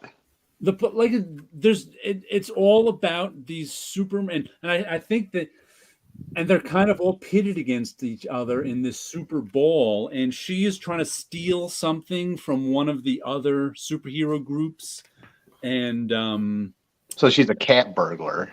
sort of. And it's like cat fight is one of they have all such cheesy. There's kit and cat fight, and the dude, and there's this guy here who's just a jerk. He's kind of this guy right here. I guess he's just kind of a super jerk. He's got this face that is like a computer screen and keeps showing emojis on it, kind of thing. And he's just the drunken jerk of the place who does whatever he wants because he has superpowers. And they're all like, "Oh, stop being a jerk. You always get into a fight with someone." It's oh, there's Miss Meow and the kittens or something. But it's like, despite sounding incredibly corny and goofy, it's not really that goofy. They have all these goofy names, but it's kind of done seriously. And I enjoyed it. I enjoyed it more than I ever thought I'd enjoy it. I'll read some more of it. Was it by anybody you'd heard of before? No, it's by who's it by? Written by Murphy. Good old Murph. With Aaron Sparrow. Illustrated by Victor Serra and Fernando Malik. Colored by Gaston Zubildia and Ezekiel Dominguez, lettered by Who's Joel the publisher? Rodriguez. Merck, character designs Jamie Tydell. The Merck Publishing. Wow. So it's probably self-published by someone. Yeah. Man, the indicia is so small. I'm gonna have to get a magnifying glass to read it. But Merck Publishing, it says. Aaron Sparrow is a regular guest on Thinking Critical. Oh, okay. He's got a with credit to Murphy, who has no last name or no first name. I'm not sure which. But yeah, and it's done in sort of that really slick photo reference. Like, that's a photo right there. We can tell. And it's really slick, and the coloring is really slick. But it's got slick special effects. But it's done well. I like the idea that a guy may be self-publishing this book and he just goes by Murphy. I mean, that's just, that adds a mystique to it. It's pretty cool. Yeah. Right. This is, I'm going to introduce the new cast. This is Lester Sad Eyes McDougal. My wife is. Oh, go ahead. What? No, I was just saying. He just said Eisner backwards. That's right. I just read that name, and it wasn't Eisner. Which comic was it that had Eisner back? The pirate comic. The pirate comic. Oh, that was his. A little Easter egg. His pen name was Eisner backwards. Ah, yeah. Ranese. Eisner. That's how he used his name backwards as his pen name. I did not even realize that. But let's hear about the cats. Oh, my wife was determined to get another cat, and she wanted to name it Lester Holt. I mean, that's just her, right? So we ended up finding this one. The other cat she saved off the side of a 4-lane. It looked like it'd been either thrown out of a car or caught in a wheel and spun out. This one was just abandoned. Somebody on Facebook put up, somebody grabbed these kittens and stuff. Howler Mouse has a cat? That doesn't seem right. I have 2 cats and a lizard. Yeah, but when we got him, his eyes were very sad. So I added Sad Eyes McDougal. There's an album that I love by a guy named Kevin Kinney. Hold him up again. Let's see. Lester Sad Eyes McDougal. Very loving cat. Yeah, very playful. A lot of personality. I got told orange tabbies or whatever this is have a very they have a lot of personality. Some might be unpredictable. They're not mean or anything. They do. But I used to have an orange tabby. He likes to chew on the plastic bags though of your comics, so I have to watch him. That could be a problem. Yeah, my parents got a new cat. That cat will eat anything. It will eat onions. But But the McDougal part, there's a album by a guy named Kevin Kinney. He's with a band called Driving in Crime. They're touring with the Black Crowes now. They're from the '80s and stuff. He had an album he did with Peter Buck from REM called McDougal Blues that I love and I have on vinyl, and it just sort of suited him, that McDougal part. So yeah, I've been babysitting cats all week. So I know sleepy onions are delicious, Friar Tuck. Well, they are. Not a cat person, but I should be. All right. And, it was funny. Oh, go ahead. Go I ahead. know Sleepy has read this. Has anybody else read Rain Like Hammers? No. No. No. I reread this today. 5 issues. Came out last year. It was a lot of favorites of ours from last year. And it was really weird because it really got me thinking about comic books and time. Because, first of all, I read it as single issues. And one of the reasons I like single issues is because of time. There's only you only get one chance to read a comic book as it comes out. And one of the things I liked of Sleepy, I'm talking about, since you're the only one else here has read this, I'm talking about Rain Like Hammers, which are you muted still?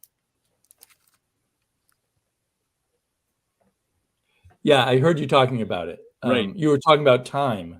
Right. And like I said, one of the things I like, and it brought up so many issues of time with me, because one of the things I like reading single issues because we talked about this all last year. It would pop up, because there's a few of us who liked it on YouTube. So it was like everybody be talking about it every week whenever it came out. So there's that part of time, like I said, there's that, and like I said, I read it all today, all together, and it had a it of course is a different experience reading it all together, having read it once before, than having read it over months. Then it also made me think that time between it's sitting in your head. Yeah, that's why I like reading them. We have time to think about it, discuss it, say what we like about it. That's one of the things I like about periodical nature of comics. Yeah. Now, is the story, the different experience you're talking about, I know we're talking about time, but the different experience you're talking about, a lot of books switch since the 90s to where they think trade paperback. So you actually have to have 6 issues. When I get back when I get on these, back when I would talk to people about Crisis and stuff on some other channels over the past year or two, I had to explain to them you can't read Crisis on Infinite Earths all in one setting. It was supposed to be exactly what you said. You read it for a month. You could actually reread it, and it would stew in your brain. And then the next month, each issue was actually enough information you needed that month in between. Right. So I missed that. Yeah. And like I said, there's comics today we always talk about that don't give you a good single issue experience. Yeah. Because you're just reading one part of a trade paperback. Yeah.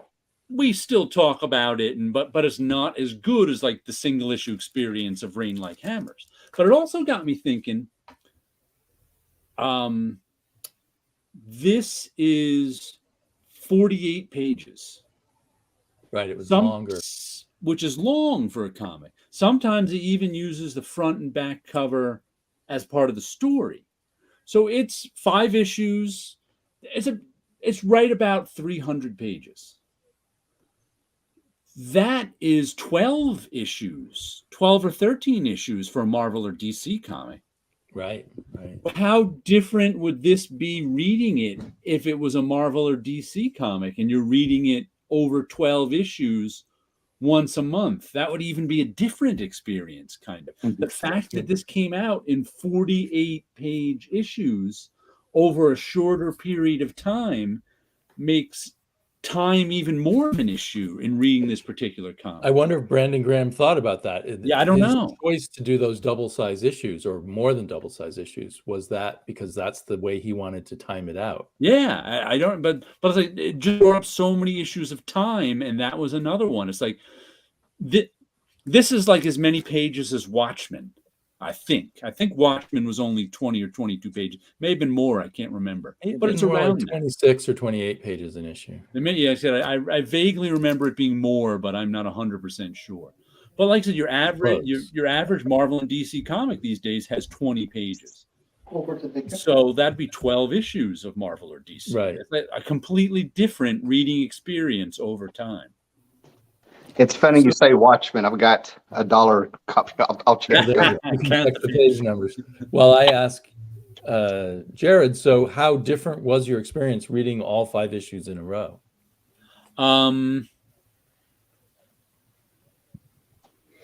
It was more disjointed between issues, kind of. Because you didn't have that time between to let it settle. It was.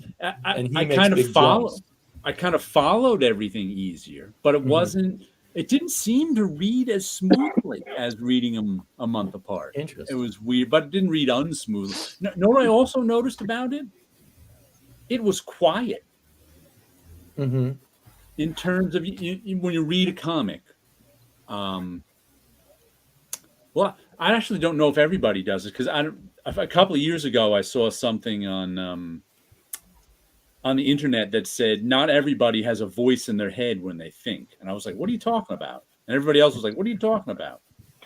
Internal narrator, yeah, internal narrator they called it. It's just, and so when you read a comic, I hear the words. In my head. I assume most people do, but I guess not everybody does. There's a small percentage that don't. And that's how comics use sound effects too. I'm going to say I think people do. People just talk about getting rid of that the internal narrator is so you can speed read and read more books a year. Well, no, I think according to this, there are actually people who don't have. Yeah. They don't think in words. There's a small percentage compared to everybody else, but they don't think in words. It's like I say, well, when I'm and matter of fact, I was just watching an interview on Stupid Chainsaw Productions channel. He's been interviewing authors, and he was interviewing this one author, and I think he's like, I have no idea what I'm going to write until it comes out on the page. Yeah, stream of conscious. It's like a stream of consciousness. It's not stream of conscious. That's just he doesn't see the word. Like when I write something, I think about what I'm going to write, and then I write it down. His stream of consciousness is a different thing. That's when you purposely ignore the voice in your head. He's not ignoring the voice in his head. He just doesn't have one. I'm surprised he can write it all. Yeah, it's nuts.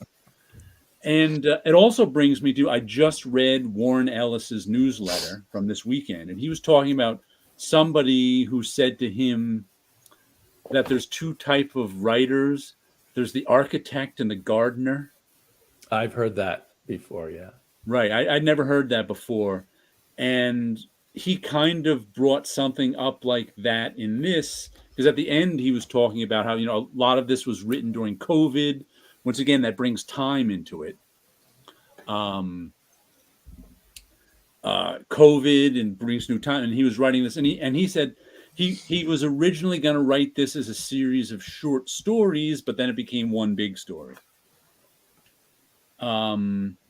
And you can tell because the first issue that he did in this style, he explains in it, which is sort of which I had never heard of, which is sort of a Japanese ASMR. It's supposed to make you feel peaceful style.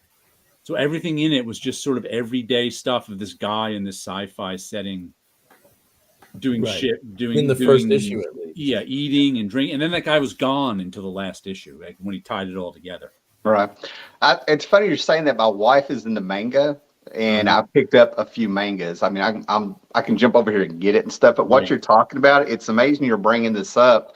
When about 4 or 5 months ago, I finished a book that I absolutely loved, where it was semi-autobiographical about the guy having one manga in, and he's a huge superstar in the country, and now the pressure's on to get the new one while his home life falls apart. and all this stuff. And what you're talking about is what happened in that book with the feeling you got with it as you read it. As his life is chaotic, it's told in such a, I guess it's that time thing you're trying to get at. It's told over a series of months, but it's a complete manga, you know. Yeah. So and like I said, I found it. What's interesting is I found it quiet somehow, and that like a lot of it, there was, especially the first issue, there was a lot of visual stuff going on, and also a lot of it. He wrote the sound effects. Like he'd have, instead of putting a sound effect, he'd put baby noises, and there were some ticks and tocks and stuff in there. But sometimes he'd like, you know. He just, and there was hisses in there, so it was like all soft, quiet noises, and occasionally a description of a noise instead of a sound effect. So it read real quietly. I found that odd. I hadn't really noticed that the first time through. Well, I mean, if it works, it sounds like really good storytelling. I'm used to the quiet, but you know, a really good writer knows when to have a calm moment to do a slow burn and build up to something. You know, relax the reader a little bit. But, you know, actually, we'll take like X-Men. Chris Claremont would have like this big major story, and then he would have one issue as a breather issue before he started the next big story. So the breather could read or breathe, you know, relax their mind and then go on to something else. That's how Jubilee popped up. The girls went to the mall, you know, things like that in between big story arcs and stuff. So this is real interesting. This guy, the way you're describing it, it sounds like he's making them tune off the real world and hear things in their head that are ASMR. Right. Especially the first issue was done that way specifically. The other issues, not as much, but it's still kind of in there. But also, you know, the biggest difference is this is the second time through. So I didn't like all the stuff we were wondering about and trying to figure out in that month between issues. Right. I knew there wasn't that, oh, how does this tie together? What's going to happen here? What is this guy? Who is this? What's this? Because I knew all that stuff the second time through.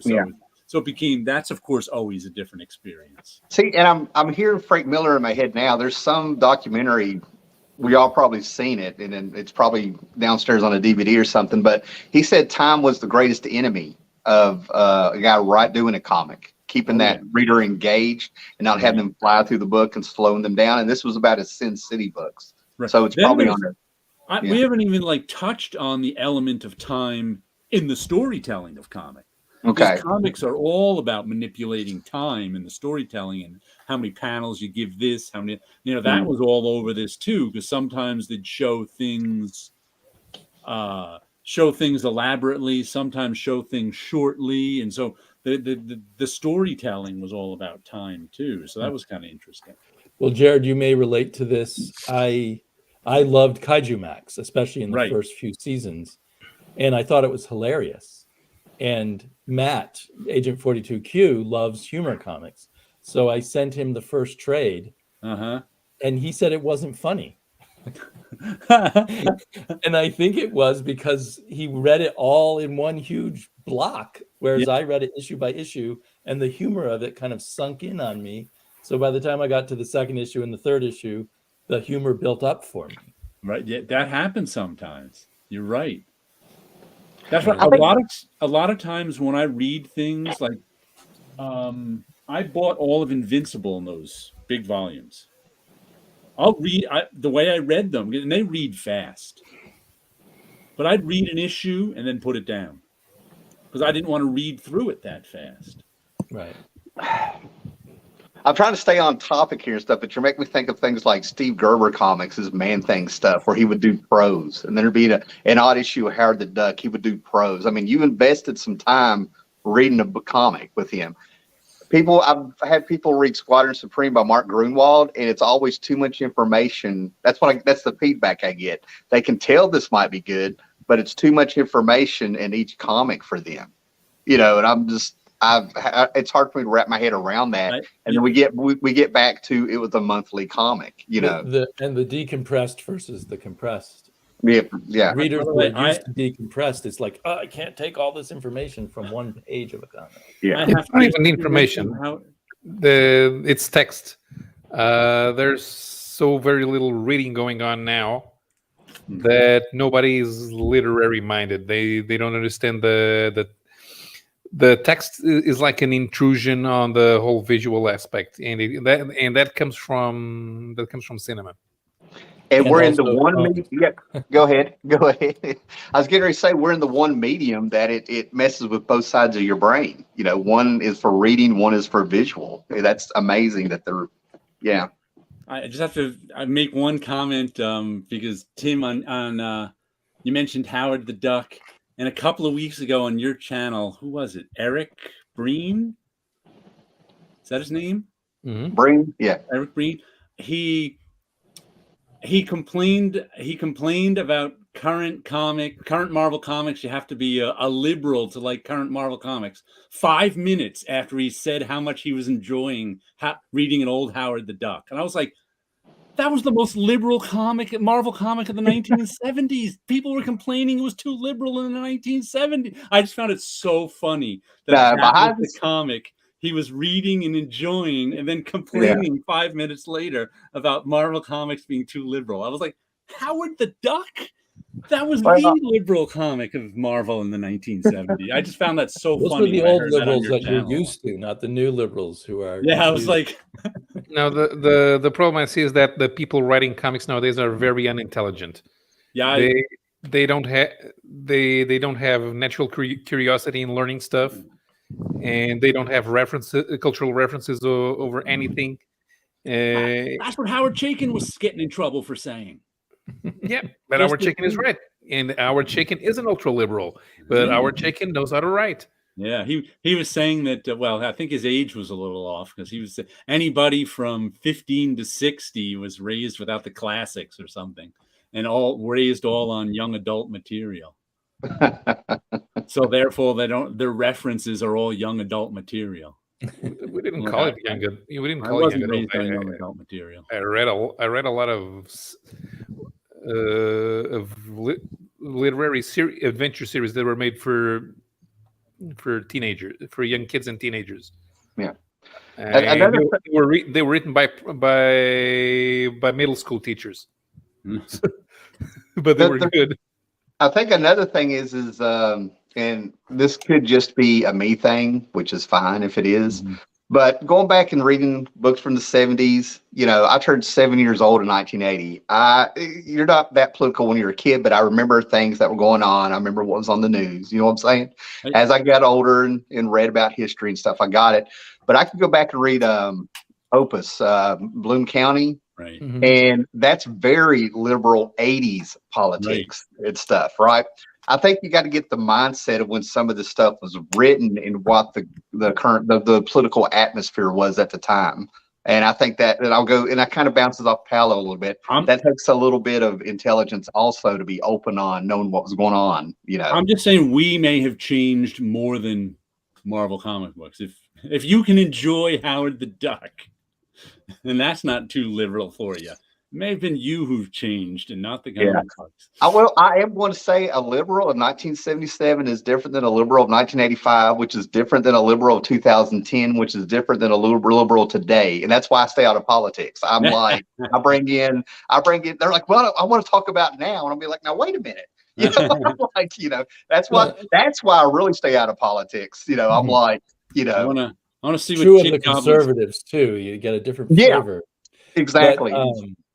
But you do get the same patterns over and over again, like people demonizing whatever president they don't like.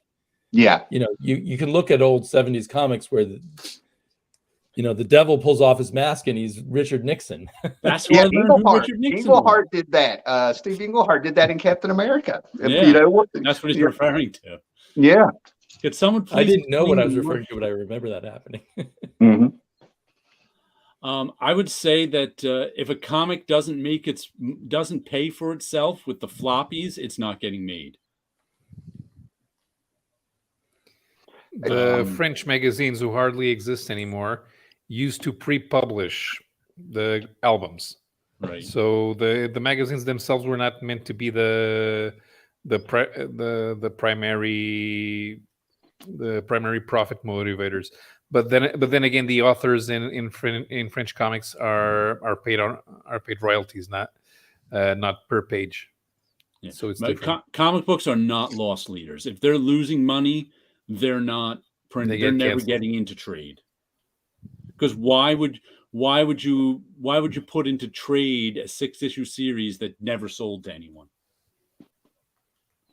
So that's just not. It really doesn't work that way. It's just that trades are gravy.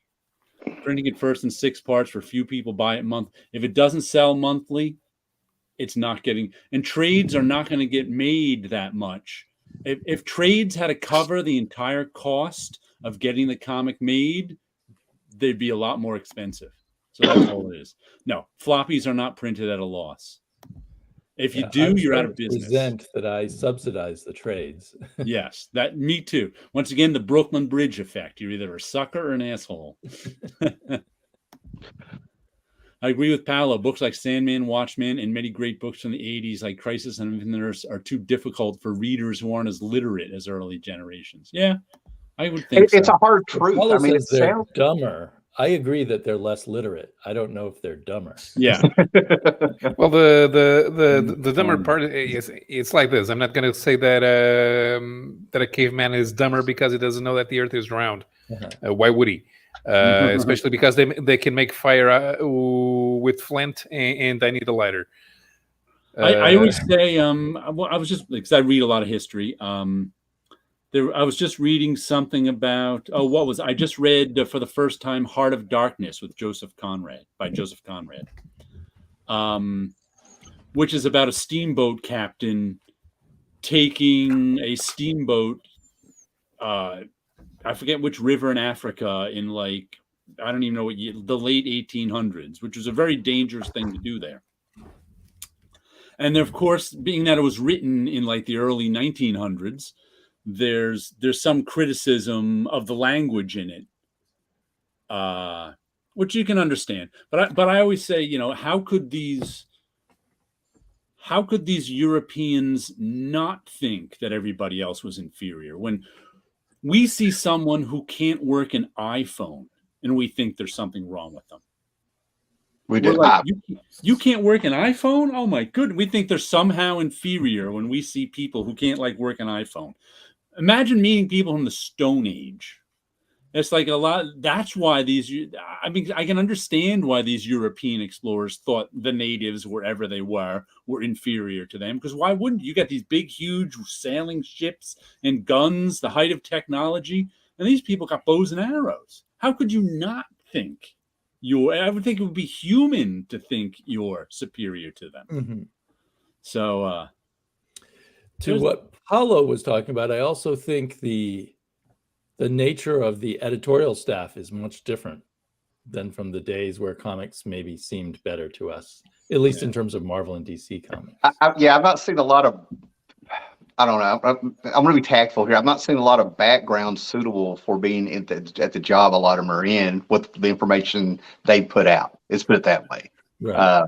There just doesn't seem to be a knowledge base across the board on anything, character history, anything. Well, you have to understand that tradition of comics that built up at least through the era that Jared was there seems to be gone. Maybe there's a gap.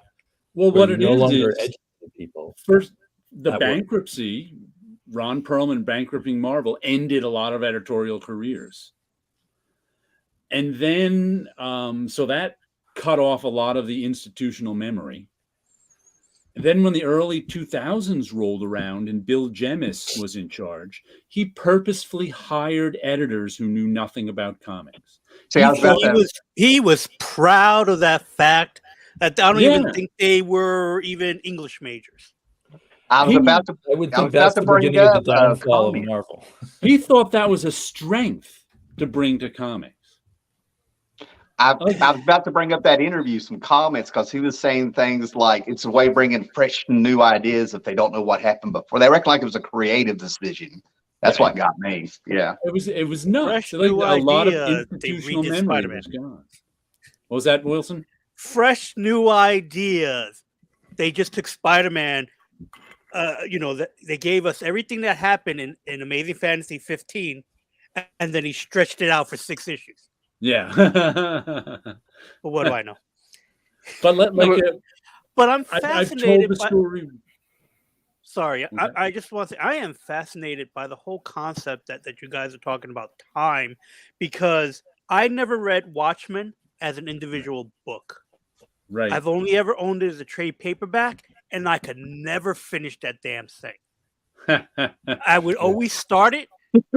I could tell you how it starts, and I'm enjoying it. And then at some point, it's like I put it down, and I never get back to it. And Here's it my never tip. You occurred should to read me. a chapter a week or something. Yeah. It never Here's my occurred to me tip. to do that. Skip Eh. the black freighter parts. I No, never do read it. not. I No, never no, read no. any of Not that. only are you not supposed to skip the Black Oh, Friday you parts, can you are skip. not supposed to skip the text articles. I always Those are skip part them of the 'cause story. It's just so much, and Oh. it never occurred to me to attempt to read it like a individual comic book. And it's how I read Crisis. When I reread Crisis, I do read to a certain point, put it down, go back, and I always can finish Crisis. But when I first read Crisis, I read those individually. But The I second time I read never Watchmen through, I Watchmen skipped the like that. black freighter parts and went, "Oh, that's so much better." I could even tell you what happened in Black Freighter. I know more about Black Freighter from the DVD edition of the movie, them talking about it, than I ever did in that damn book. Talking about time, I've already aged just 10 years hearing this. Oh, I'm dying over here. Like, no. No, but you have to read the text articles. They're important. The part, Christ. even the article Sure about they birds. are. No. The article about birds that is supposed to have been written by Dan Dryberg.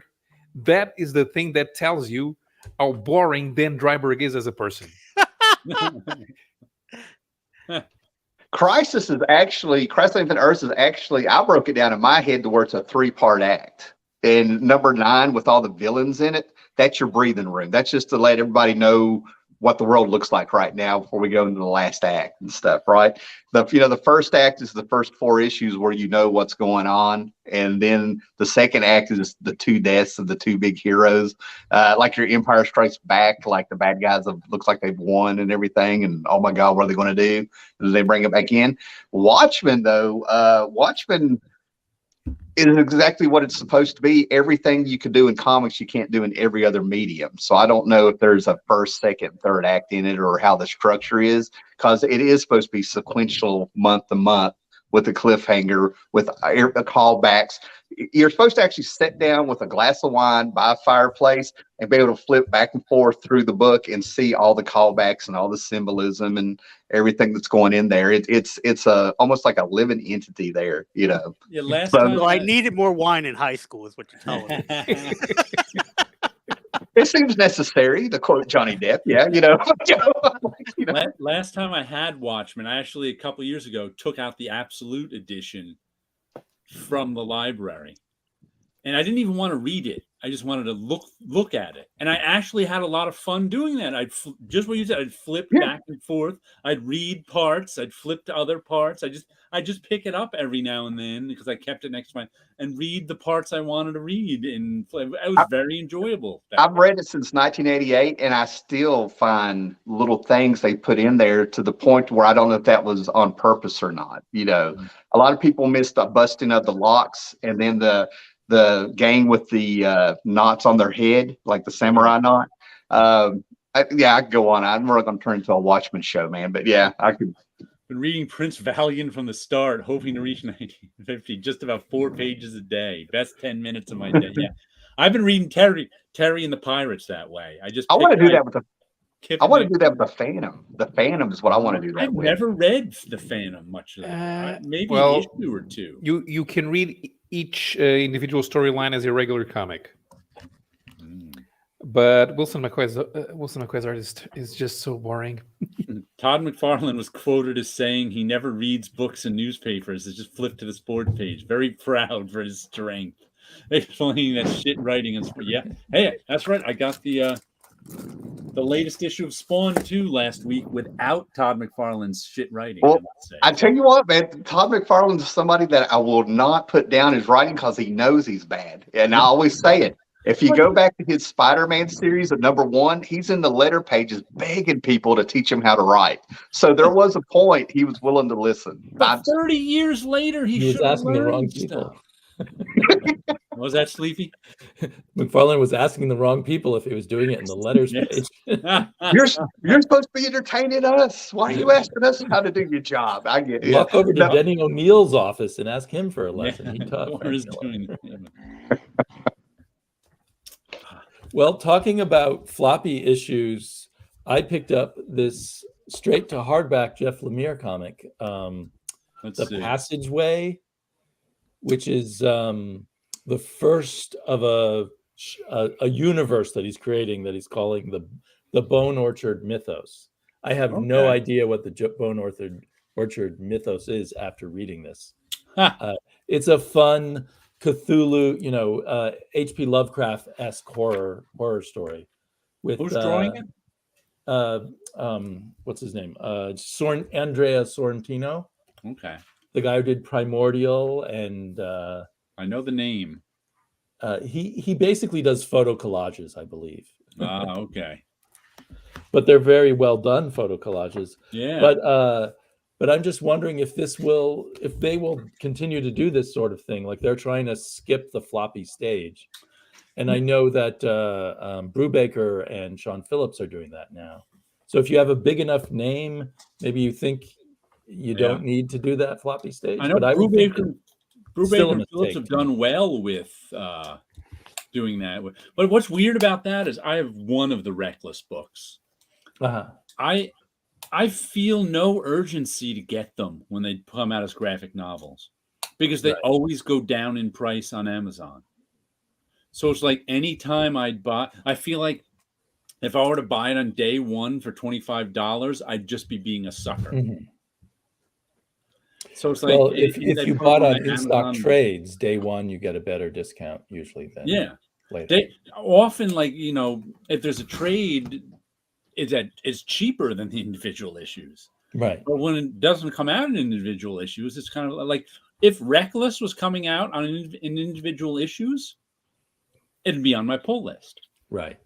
But since it's coming out in graphic novels, I was reading them on Hulu, and I've got 1 out of the 4 of them so far. I'll eventually get all of them, but I feel no urgency to, because I'll get a used copy for half the price. And I personally feel like Brubaker is better with that time, that individual issue timing, as opposed to the 250 pages all at once kind of timing. I didn't even like the last one very much. Not that it was bad. I haven't read it yet. I've only read 2 of them. It's the one. It's all about. It doesn't star. What's the guy's name? Oh, the main character, Reckless. It doesn't star the main character. The last one. It stars the woman who works at his assistant. And she's just kind of dull. That's all it was. It wasn't terrible. I just found her kind of dull. Well, so I think there's this feeling. People say, "Well, we make more money off of books, so why are we publishing the floppies?" But that neglects the idea that the floppies actually, you wouldn't make as much profit off of the books if you only published the books. Yeah. Like the book looks more profitable because you've already paid for it with the floppy. But I still remember who's the comic shop, The Beguiling. I think it's like it's in like Quebec or Toronto. Oh, okay. I've heard the name. You've heard the name. It's like the comic shop owner is one of these guys who's been quoted over the years. Oh, okay. When you read stuff with, comic shops responding, he's usually one of the guys. I forget his name. But I remember him always saying this is back in the 90s when there weren't a lot of trades. Right. And he always said, I find it easier to sell one $15 trade than 5 $3 comics or whatever. Okay. So that might be what they're trying right. to. Uh-oh. Yeah, a retailer might be happy for the larger profit margin on a single item. There's a big handprint smudge on that cover, Sleepy. Graphic I know. I've Manufacturing. been rubbing it too much with my hand. Thought Jim Lee should have done the same at Image, hire a writer. Well, he did. worked with Brandon Choi a lot. He Well, he brought in James Robinson, Alan Moore. McFarlane brought in those 4 infamous issues where he had Frank Miller and Dave Sim and Neil Gaiman, which ended up taking him to court. But James, He regrets that now. yeah, I almost bought the run of James Robinson Wildcats a few weeks ago for 50 cents a piece, but I decided not to. Yeah, I don't have that one. I've got other versions of Wildcat. I know the Alan Moore Wildcat issues are fun. I mean, it's just a lighthearted comic with some political stuff in there, you know. Yeah, I don't know if there's any difference between the floppies and the trades of Mind Management. I think he would. James Robinson rocked on Wildcats. Friar Tuck says. I'll end up getting them then. But I think there's backup material in Mind Management that's not in the trade. I think they were supposed to be, but then I thought that they ended up printing it in one of the trades. I'm not sure. There were little like on the inside and front cover and back cover. They sometimes put 1-page strips. That I remember them saying they weren't going to reprint in the trade, but every time I get into a conversation on YouTube about trades, I always promise myself I'm going to go through them. The Marvel trades of the 80s supposedly took out stuff from the original floppies, so you could still needed to get the floppies. I don't know if that's true. I've been told by people commenting. I think they would occasionally take out the pages that were like foreshadow, like Chris Claremont would always throw in a page of another plot for foreshadow. I think that's what they took out. But in the 90s, it was Sandman, the trade Sandman, and it was the death character. You know, they put her, you know, when Sandman came out, that's really what made trades kind of go up. And I remember there was always like you would get the scripts and sketchbooks. You got all sorts of extras for paying that extra money to get the trades because the trade would hook people and they would start getting the monthly floppy. That was the marketing. Trades had been around for a while, of course, but it wasn't until Sandman that they really blew up. You know, you had Normans coming into comic shops for the first time just to get Sandman and Neil Gaiman stuff. You know, because it was always the idea before then that trades would cannibalize the single issue sales. That was the general thinking. And cassettes and being able to record would kill the music industry. Yeah, I get it. Yeah, I don't even. They may have cannibalized sales. I mean, sales aren't. I mean, I don't know. I don't think anyone's ever proved anything. But and then they put extra stuff in trades to try to encourage double dipping. Yeah. Yeah, I always did like the trades when they were like DVDs. You got extra stuff with it, and from what I understand, from printing, it is cheaper to print a trade paperback than it is the individual comic books. But at the end of the day, people were double dipping already because you have people that read the individual comics and then wanted to trade not only for the extra stuff, but the ease of being able to go to your shelf and read the story. It's the shelf porn, is what they called it. I always point out showing. I always point out to people that they can keep their comics on shelves too. I always found that amazing. Yeah, well, you're paying for convenience with trades is what ended up happening. But there's a good balance in my mind. I don't know if it was on purpose or not, but you know. Sin City, you can get all kinds of trades. They just keep reprinting, trading trades on Sin City over and over. But if you go back to the original floppies, you got these commentaries by Frank Miller. I mean, he's got one that I ripped off many times talking about being bullied and trying to take him off his path in life. His bully actually got in the car with him. When he was riding out of his town to go move to New York, his bully was on the side of the road thumbing, and he put him in the car. And he was like, so I hear you're going to be a big artist up in New York. And it's a fascinating story, I don't think I've read that. Yeah, that's why I'm trying to get at.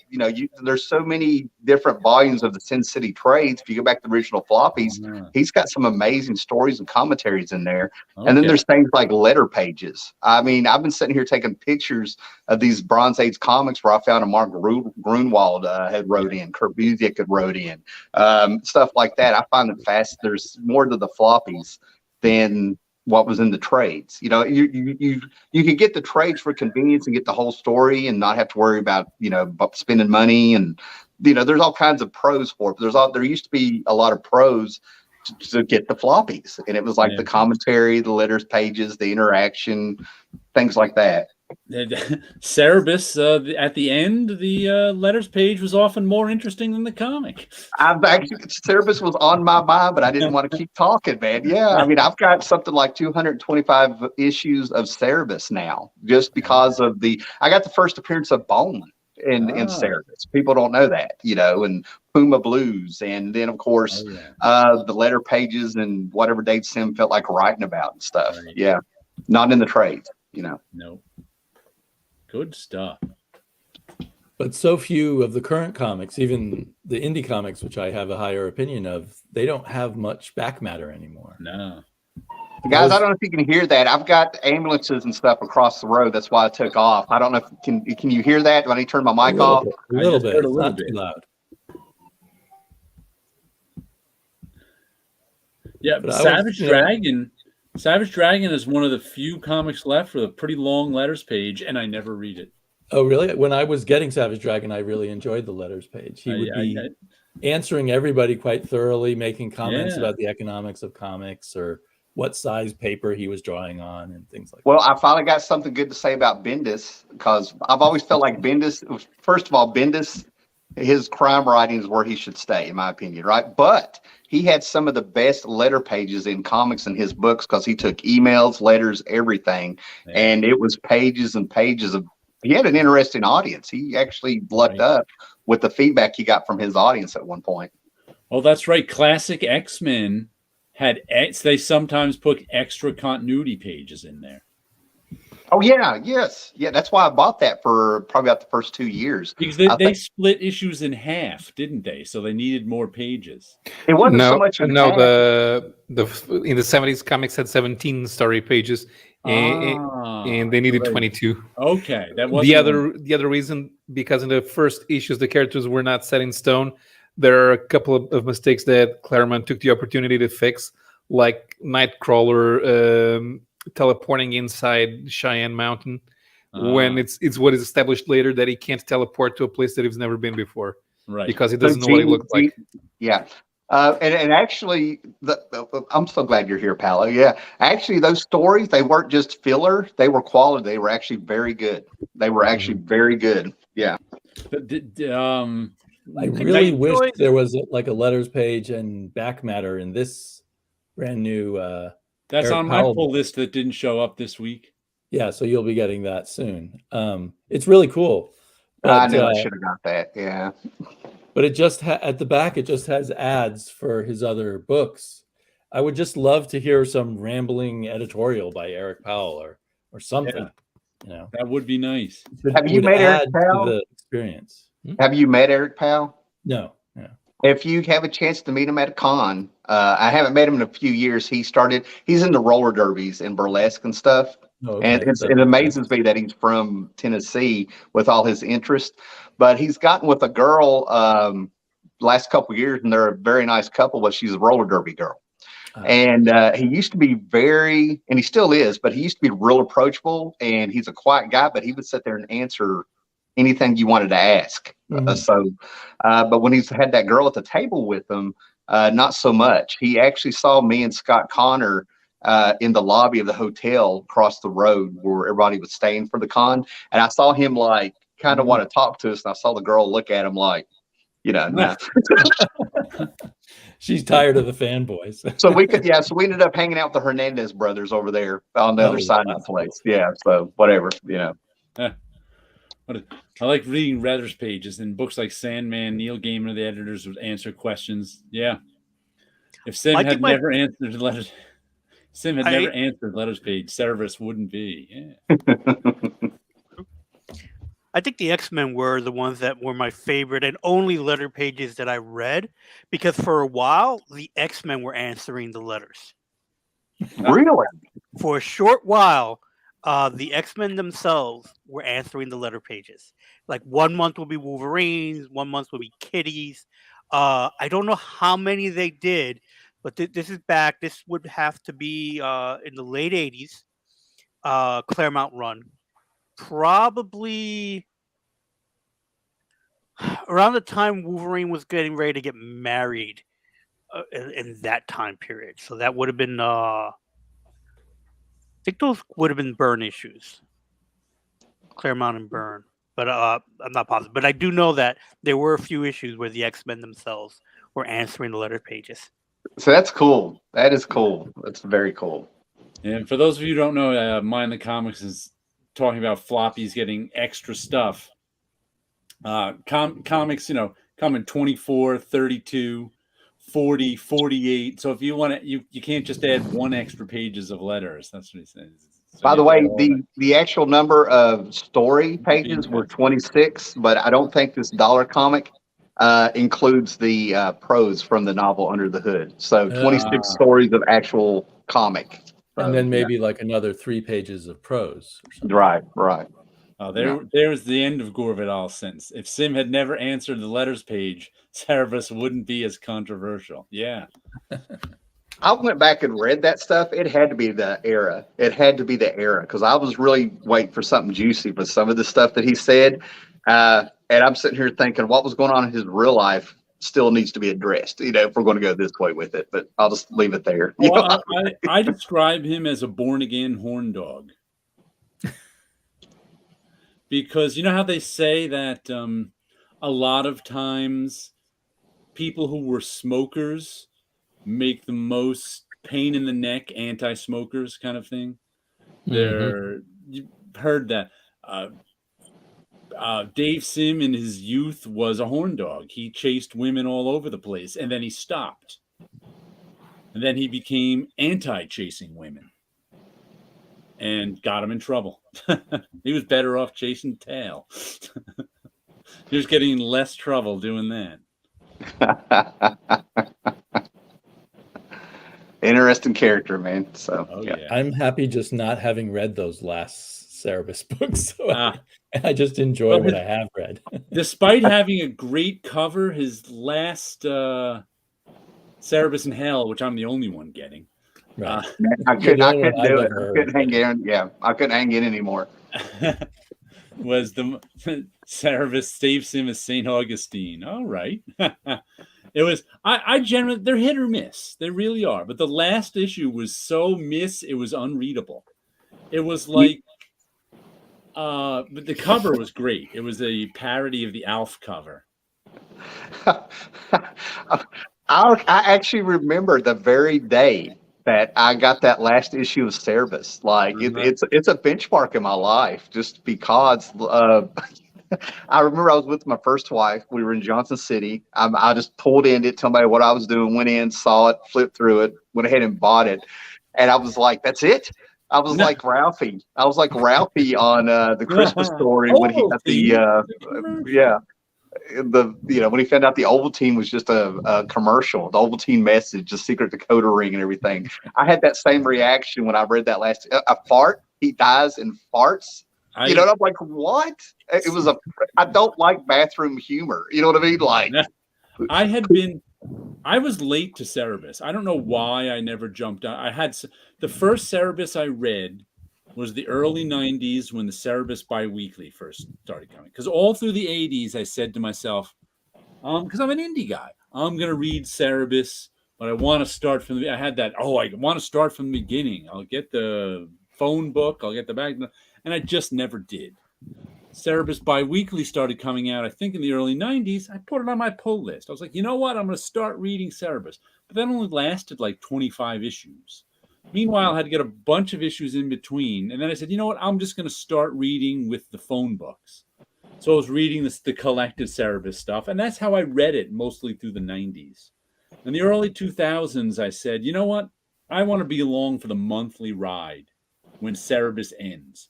So somewhere like with the last 2 or 3 years, I had Cerebus on my pull list and was reading it monthly. And I'd get it and I'd be like, holy, it was Cerebus and writing his own holy scripture, interpreting the Bible. And I would just be like, you started at Reed's. Sorry, guy. Yeah.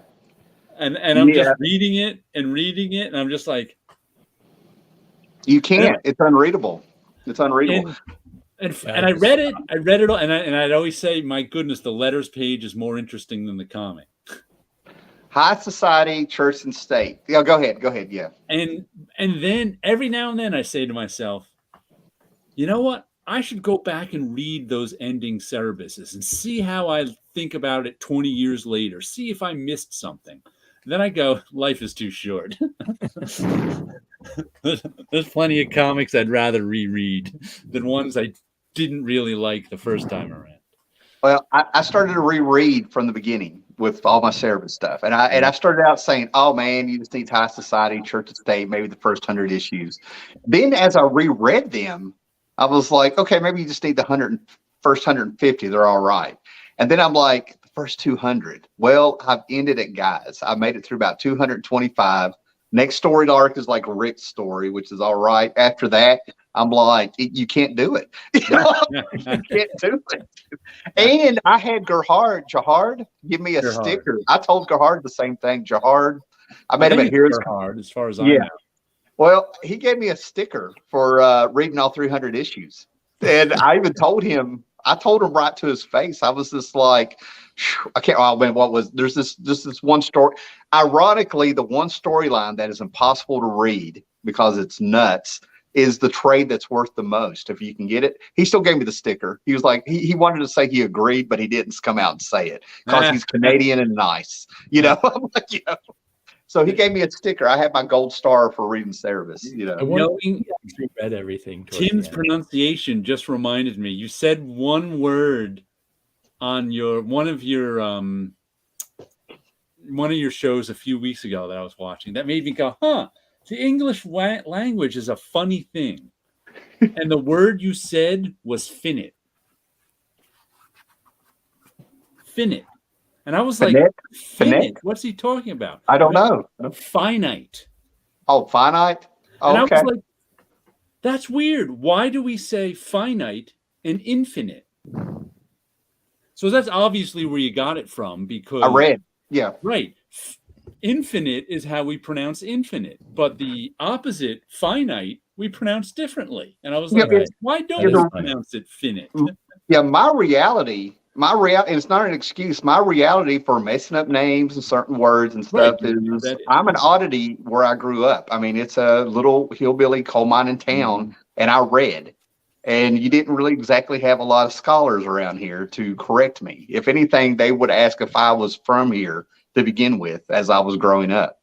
But I'd never thought of that before I heard you say finite. I was like, finite? Why did he say finite? I'm like, that's right. We say infinite.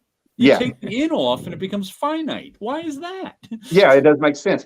But the last thing I'll say about this is that I caught myself a few weeks ago watching some video and they mispronounced a common word. And it was blowing my mind. And I actually started typing, think I was going to help them out. And I realized I'm like, who the hell am I to tell anybody else?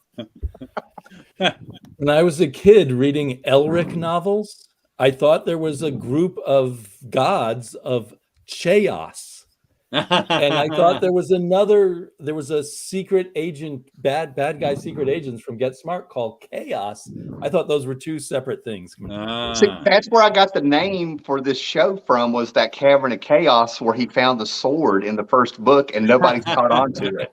I've been waiting for years for somebody to be like, hey, Right, but it was always the battle between order and chaos, but I didn't know it was chaos. I thought it was chaos. I'm with you. Yeah, I totally understand. Yeah. And Damien, you know what? You missed it by that much. I understand feeling Dave Sim is too controversial to give your money to, but people give their money to Ike Perlmutter with no thought about it whatsoever. So I'm like, oh well. I say give your money to someone who you like their work. I mean, unless they're murderers. He's not a murderer. He's not a rapist or anything. Because there's no way Dave Perlmutter is worse than Ike Perlmutter. Well, depending on your politics, right? Well, I tell you what, I'm not wanting to stop the conversation. Yeah. I don't want to get awkward, but like I can give my money to Dave Sim. I can give my money to some other people, but I can't give it to Jared Jones, even buying books for 50 cents I after don't finding out understand. his The stuff. hard one, yeah. That's the I hard don't one. understand. And that's Ultraverse. I was on a roll Yeah. with Yeah, Ultraverse, I and I'm want like, to. oh I want to no. reread Prime, but now I feel like I shouldn't. I don't think he's Exactly. getting any money from that. You don't have to worry. I can't do it. He's tarnished his work for me. Yeah, you're not giving him money, but it still feels weird to just sort of, yeah. Early Phantom reminds him of Cerebus. That's interesting. I have not read enough I read a few random Phantoms as a kid when it was in the newspaper, but Phantom reminds of Cerebus in the way that the Phantom meets Diana, gets separated from her like Cerebus did with Jock, and the quest begins. Oh, that's brilliant. Yeah. But it's a continuity implant. It's in the 70s, I think, that piece of information is introduced when they tell the origin of the Phantom as a boy, and he actually meets Diana the first time he goes to New York. Yeah. I'm not the only one to notice or to say this, but I mean, Jocka in that story of Cerebus, even when she's not there, she's there. She is the only normal character you'll read in there, the most grounded and everything, and she is the thread of humanity. And actually, when Cerebus becomes unreadable is when he ditches her in the storyline after what's going home, and that's when the book becomes unreadable. It becomes internal to Cerebus. I'm wondering, I'm kind of wondering if Sim was, Sim has, I don't know. I just found it interesting that the less Jocka, the more unreadable the book is. So you're wondering if there's something in Sim's life that parallels that, where he lost when he stopped being a horn dog. Well, I don't know if it's a horn dog. He stopped having women in his life at all, perhaps. Yeah, he went super celibate. Yeah, and I think he still is. He was a womanizer, though. That's what I mean. Right. But I mean, you can have women in your life in a lot of different ways. Yeah, but he was a womanizer. That's the way he, at least according to him, that's the way he had women in his life. I know he says he has a mental issue, but if I was doing my work thing, I'd have to ask him what kind of addiction or personality does he have, because he acts like an addict. He goes all the way with things, and then it's not that he gets rid of an addiction, he replaces the addiction. And that goes back to, was Damien said that he went from women to no women? Was that who said that? That's what I was thinking. Yeah. In the early 70s and 80s, throughout the 80s, drug addicts would become what you would call Jesus freaks. That was the street name for them. They replaced their addiction with religion and went all the way with it. One of my favorite Cheech and Chong lines is, I used to be all messed up on drugs. Now I'm all messed up on the Lord. Well, that's what was going on back then. Yeah. That was a real thing back then. Yeah. I want to go back and read the Cerebus with Fitzgerald. Now that I know so much more about Fitzgerald, I want to go back and reread that someday. Mm-hmm. I know as little about Hemingway as I did when I first read it. So. I think they're in the going home part, which is what I'm trying to get through. Beautiful artwork. I mean, Gerhard really elevated a lot of stuff and the unreadable, in my opinion, unreadable stuff. So, yeah. Those are all the people who appeared in that. Which trade is that? It's one of the, let's see. I say potato, you say finite. So is it aunt or aunt? I say aunt. I say both. Your mom's sister, that is. Sometimes I say auntie just because. Latter days. Latter days. Okay. Dave Sim is like my Woody Allen. Admire their work. We got to get more on the show. The thoughts, then have at it. The Scandinavian Phantom writers controversially deviated from Lee Falk's early stories. I enjoy them all. You can never have enough estrogen in your life. Roger Stern wrote, and he may still be, I can't believe this. Roger Stern, I was always sort of wondering what happened to him because he didn't pop up in American comics. He was writing the Swedish version or the Swedish series of the Phantom over there. Yeah. Phantom. I did not know that. Actually, I think Paulo mentioned it years ago or something. I may have. Yeah. It's like people don't know Jerry Siegel wrote Disney stories for the Italian market in the 1960s and 70s. Yeah. Yeah, I think you were saying, if it wasn't you were definitely on the stream. They were saying like the Phantom in Sweden is like their Batman. He's that big over there or something. Yeah. That was very surprising to learn about to me. When the Nazis invaded Sweden in World War II, and they started doing propaganda saying that the Americans were being invaded by the mighty forces of the Third Reich, and they were ready to surrender. But all the Swedes knew it was bullshit because they kept publishing new Phantom stories, and apparently the Germans didn't know that the Phantom was an American comic strip. Yeah, I think that's interesting, Titgoblin, that Sim is trying hard and putting effort into archiving all this stuff. He's preparing Cerebus to live on after he dies. So he's got like the what is he called? The Off-White House, which is kind of like an archive and museum of Cerebus stuff. And he said after he dies, Cerebus is going to be public domain. 27 years of his life put into that. I mean, see, that's why I didn't want to. There was a big thing about like books like, I know, I remember this is where I had the conversation. I had it in real life too, but that's why I think books that reach 300, yes, it is a benchmark, but you know, I don't think they did as much as Sim did in all that, you know.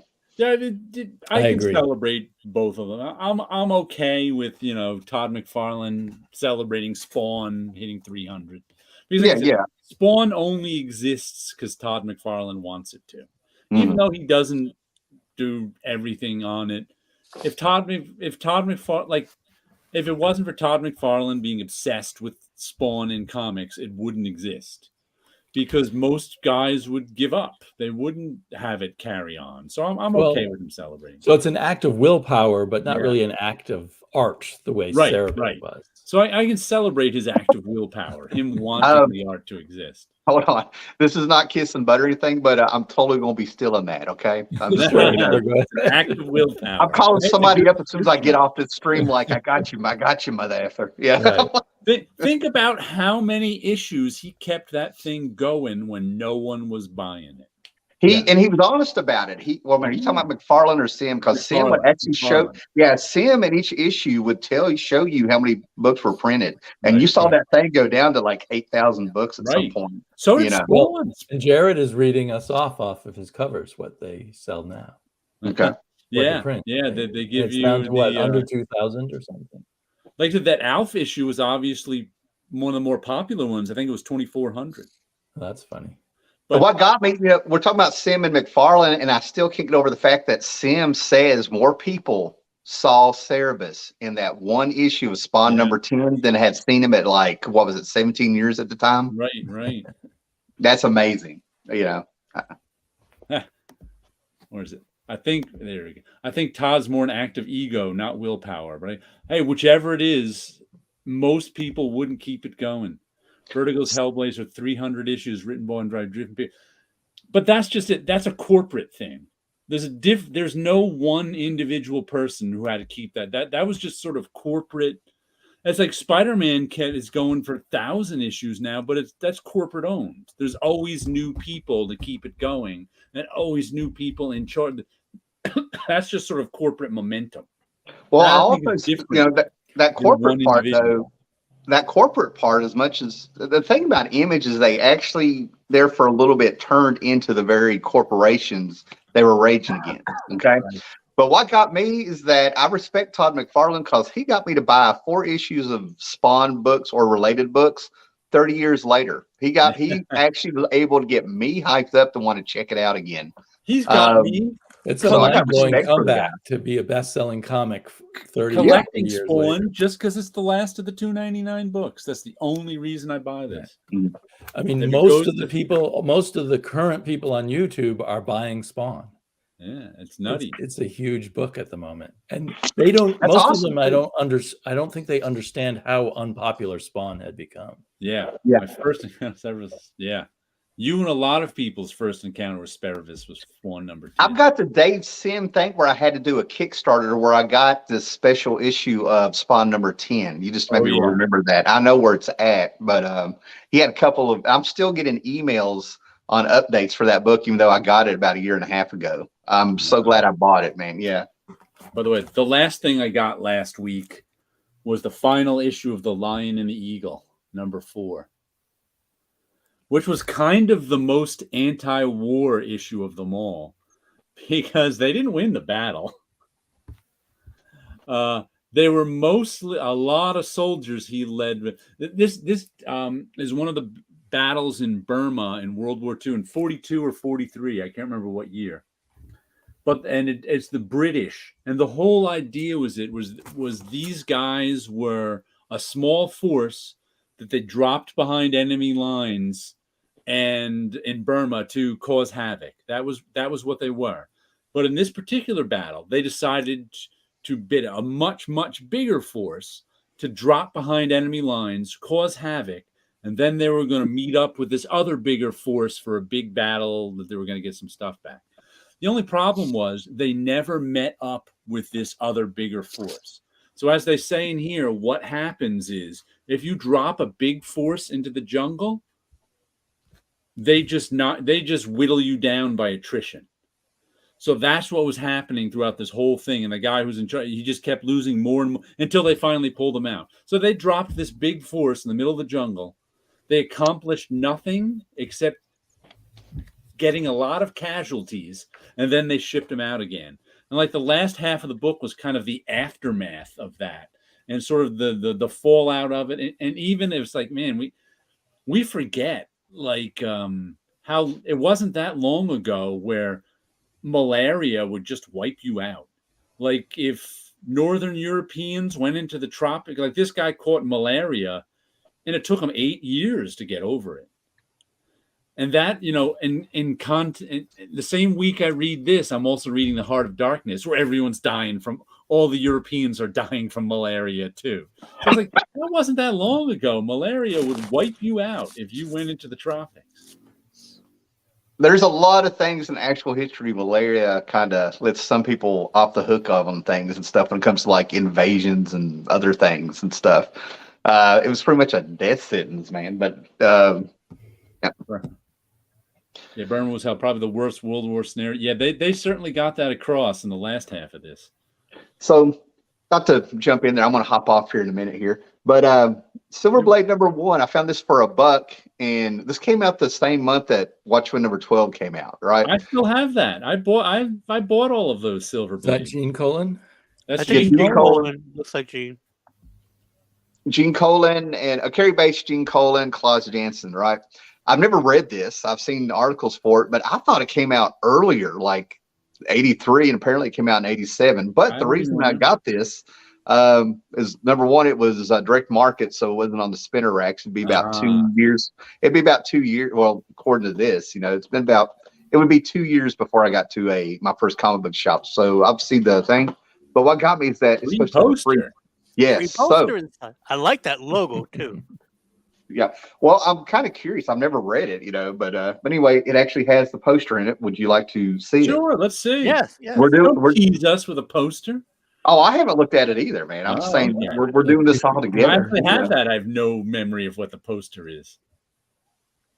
Oh, this is very cool. Oh, look at that. Oh, A Star is Born again and again and again. The main character is a movie. It takes place in Hollywood. So it's a movie poster. Yeah. That's awesome. That is very cool. I have a section because I would buy all the Gene Colan series from the 80s. So I had that. I still have it on my shelf. I've got that, Gem, Son of Saturn, Nathaniel Dusk. There may have been one more that I can't remember. I read the first issue of Nathaniel Dusk because I found it, and now I have to have them all. They weren't bad. I mean, and I think it's my age. You know what I mean? Night Force. That was the other one. Night Force. Yeah. Charlton 66. I mean, Night Force was all over my house, and I never read it. It just didn't do anything for me. Charlton 66 has all of his bound when I was his house a couple years ago. So I go to Ollie's up there, and I found it for $5 in hardback complete, and I'm like, I can't believe I missed out on this. Yeah. Jared, you probably had record for covers of comics that aren't comics. Your Dreams of Thing cover. Yeah, probably. No, I've got, Dreams of Things, I'm up to issue 140 on. I have other ones that might be in there. But yeah, I may have done the most covers to comics that don't exist. Who knows? I understand you all had Liefeld, but a Supreme got into the number 60s with proper writer. Yeah. You all hate Liefeld, probably. Yeah, Supreme kept going. Alan Moore's Supreme is fantastic. I mean, it's Superman stories from the Silver Age with his twist. But I mean, there's a lot of that awesome and Image stuff. It's kind of cool to be able to mine out 30 years later. You know, some I little was never a gems in there. Liefeld fan, but I give him credit for being popular somehow. He knew what he was doing somehow. What I hated about I don't hate Liefeld. I hated that all these other artists imitated him. Oh, that was the worst part. Yeah. It's like every time you open a comic, there's a bad Liefeld imitation. Yeah. I think that's where my distaste came from him for about a decade, if I'm honest about it. I really do, because there is Herb Trimpe. Yeah, Herb Trimpe drawing like Liefeld. That's so sad. There you go. Yeah. I asked Jared about that. To survive. Yeah, that's when he was looking for work. They weren't hiring him. Because you have to understand, Trimpe was under contract. When you're under contract with Marvel, that's a good thing, but you still have to find the work. If you're under contract with Marvel for 30 pages a month, they don't just automatically give you 30 pages a month. You have to find some editor to give you 30 pages a month to draw. Otherwise, you owe them the money back. Ouch. So that's why Liefeld started drawing like that, to get editors to hire him. Yeah, and that's my whole thing, though, is that, like, I think I actually had a dislike for Liefeld over something that wasn't his fault, but that made me mad. I still have that comic somewhere where Trimpe's drawing like that. I mean, it blew my... Night Force is worth seeking out. I even they brought it back with the new 52 and had Tom Yates, I think it was, drawing it. And even that was pretty good. Night Force, if you like 70s, if you like things like I'm trying to think, it's 70s fringe science is what it feels like. It's I don't like recommending it to people because it's not a flashy book. It's a bunch of normal people who have they're hunting demons and stuff, with one main character pulling the strings who comes off and stuff. I'm trying to think, it kind of reminds me of like a touch of Firestarter by Stephen King mixed in with like Leonard Nimoy on his little fringe shows about space gods and stuff. But it's not none of that stuff. It's demons and magic and stuff and people on the streets. Wasn't there a magical house that could doors go Baron? Places? That was his name, right? The Baron. Baron Winters, I think. Baron Winters. There we go. Yeah. He lived in this magical house that had access to other dimensions. And he would put and he would never go himself out of the house. He couldn't put teams together to go fight these supernatural menaces. Yeah. So it felt like a weird TV show, but I'm telling you, man, that first issue and the second issue were so drawn out. I'm glad I stuck through it. It took me a little bit to get into it. So I'd love to give Gene art was really good. That old Marvel printing plate. It was Wilson who tracked down where it was from. So I walked into my LCS this week, and he's like, "Do you know what this is?" And he handed me.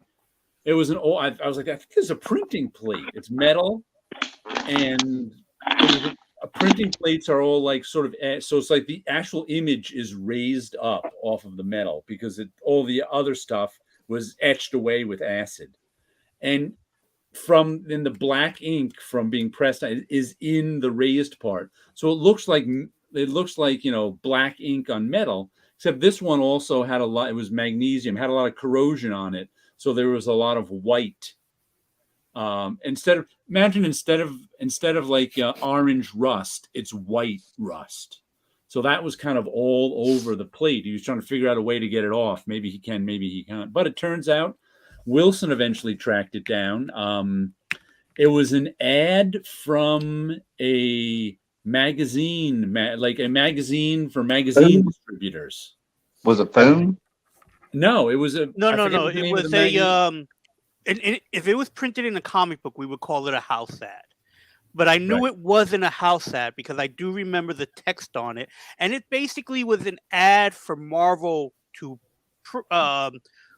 newsstands. Basically, Marvel has sold X amount of money, X amount of books in this amount of time. Contact us so you can advertise for us. So it's an advertisement type of thing that basically was advertising Marvel Comics as a corporation. But it was in a magazine for magazine management that like Perlman would send to the distributors to get them to buy Marvel stuff. That's what it was for. So if you go on my Facebook, you can follow the timeline of me, because I posted it there and on Twitter, looking for to see if anybody knew what it was, and that's what it was. It was an ad. Tom Brevoort had it. I put a link to Tom Brevoort's blog that he. It was through that link that, but he posted like the actual finished ad like a while ago. But in fact, like I said, the printing plate, which my comic shop bought with a collection, that the guy's mother found the printing plate at a garage sale many years ago. So it's like, oh, that's a weird thing to have survived since the 60s. Right. How did it end up at that garage sale? Yeah, who knows? I got many things I would love to know their story of how they ended up where they found them and whose hands have been on them. I still want to know my Thor issue that says "shit or get off the pot" and has all the writing on the cover. Oh, I love that. There's 2 or 3 books I've actually given back to people that were like from the 60s and 70s, because when I bought them, they filled out the ordering label or something in them, and I found them through Facebook. And one guy was actually a friend of mine who had Moonlight. He had a comic book shop in '94, but he's a teacher in another county. And we actually ended up in the same car in 2002. And I had his space catalog where if you remember those catalogs where you get all those superhero toys in them and stuff. And it had the mascot or whatever it was. It had the bug eyes and the antenna on it. And he had his name in it, and I was able to give it back to him. And then I found some comic books in an antique shop in Beckley, West Virginia, and she lived in Withville. She still lived in her parents' house, and I gave her books back to her. I have I forget, Bob Wyachek actually gave me a comic book, because sometimes he gets doubles or a better copy and gives me the older ones. At least he did. And it was one that he must have had as a kid, because he filled out his address on one of his kid address. And I was like, holy cow, we got Bob Wyachek's kid address on the back of this cover. That's hilarious. Phone number. That lady in Withville had the same freaking phone number. She still had a landline like in 2007. I still have a landline that's been here for 2010. Yeah. That blows my mind. Yeah, that's how. Well, it's time to turn off for the evening so Paulo can go to bed.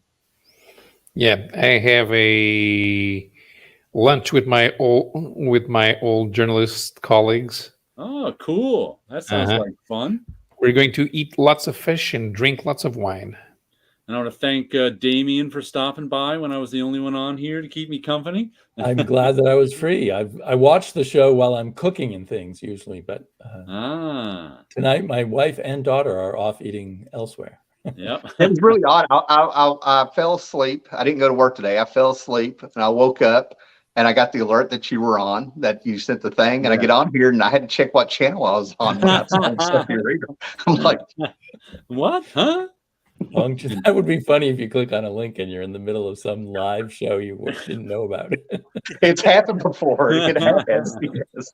Think you're clicking on one thing and you're clicking on another. Yeah. Wilkins, thanks for stopping by, and Paulo and Tim and Kitty Cat. Everybody have a good night, and we'll catch you next week. Take care, everybody. Have a great weekend.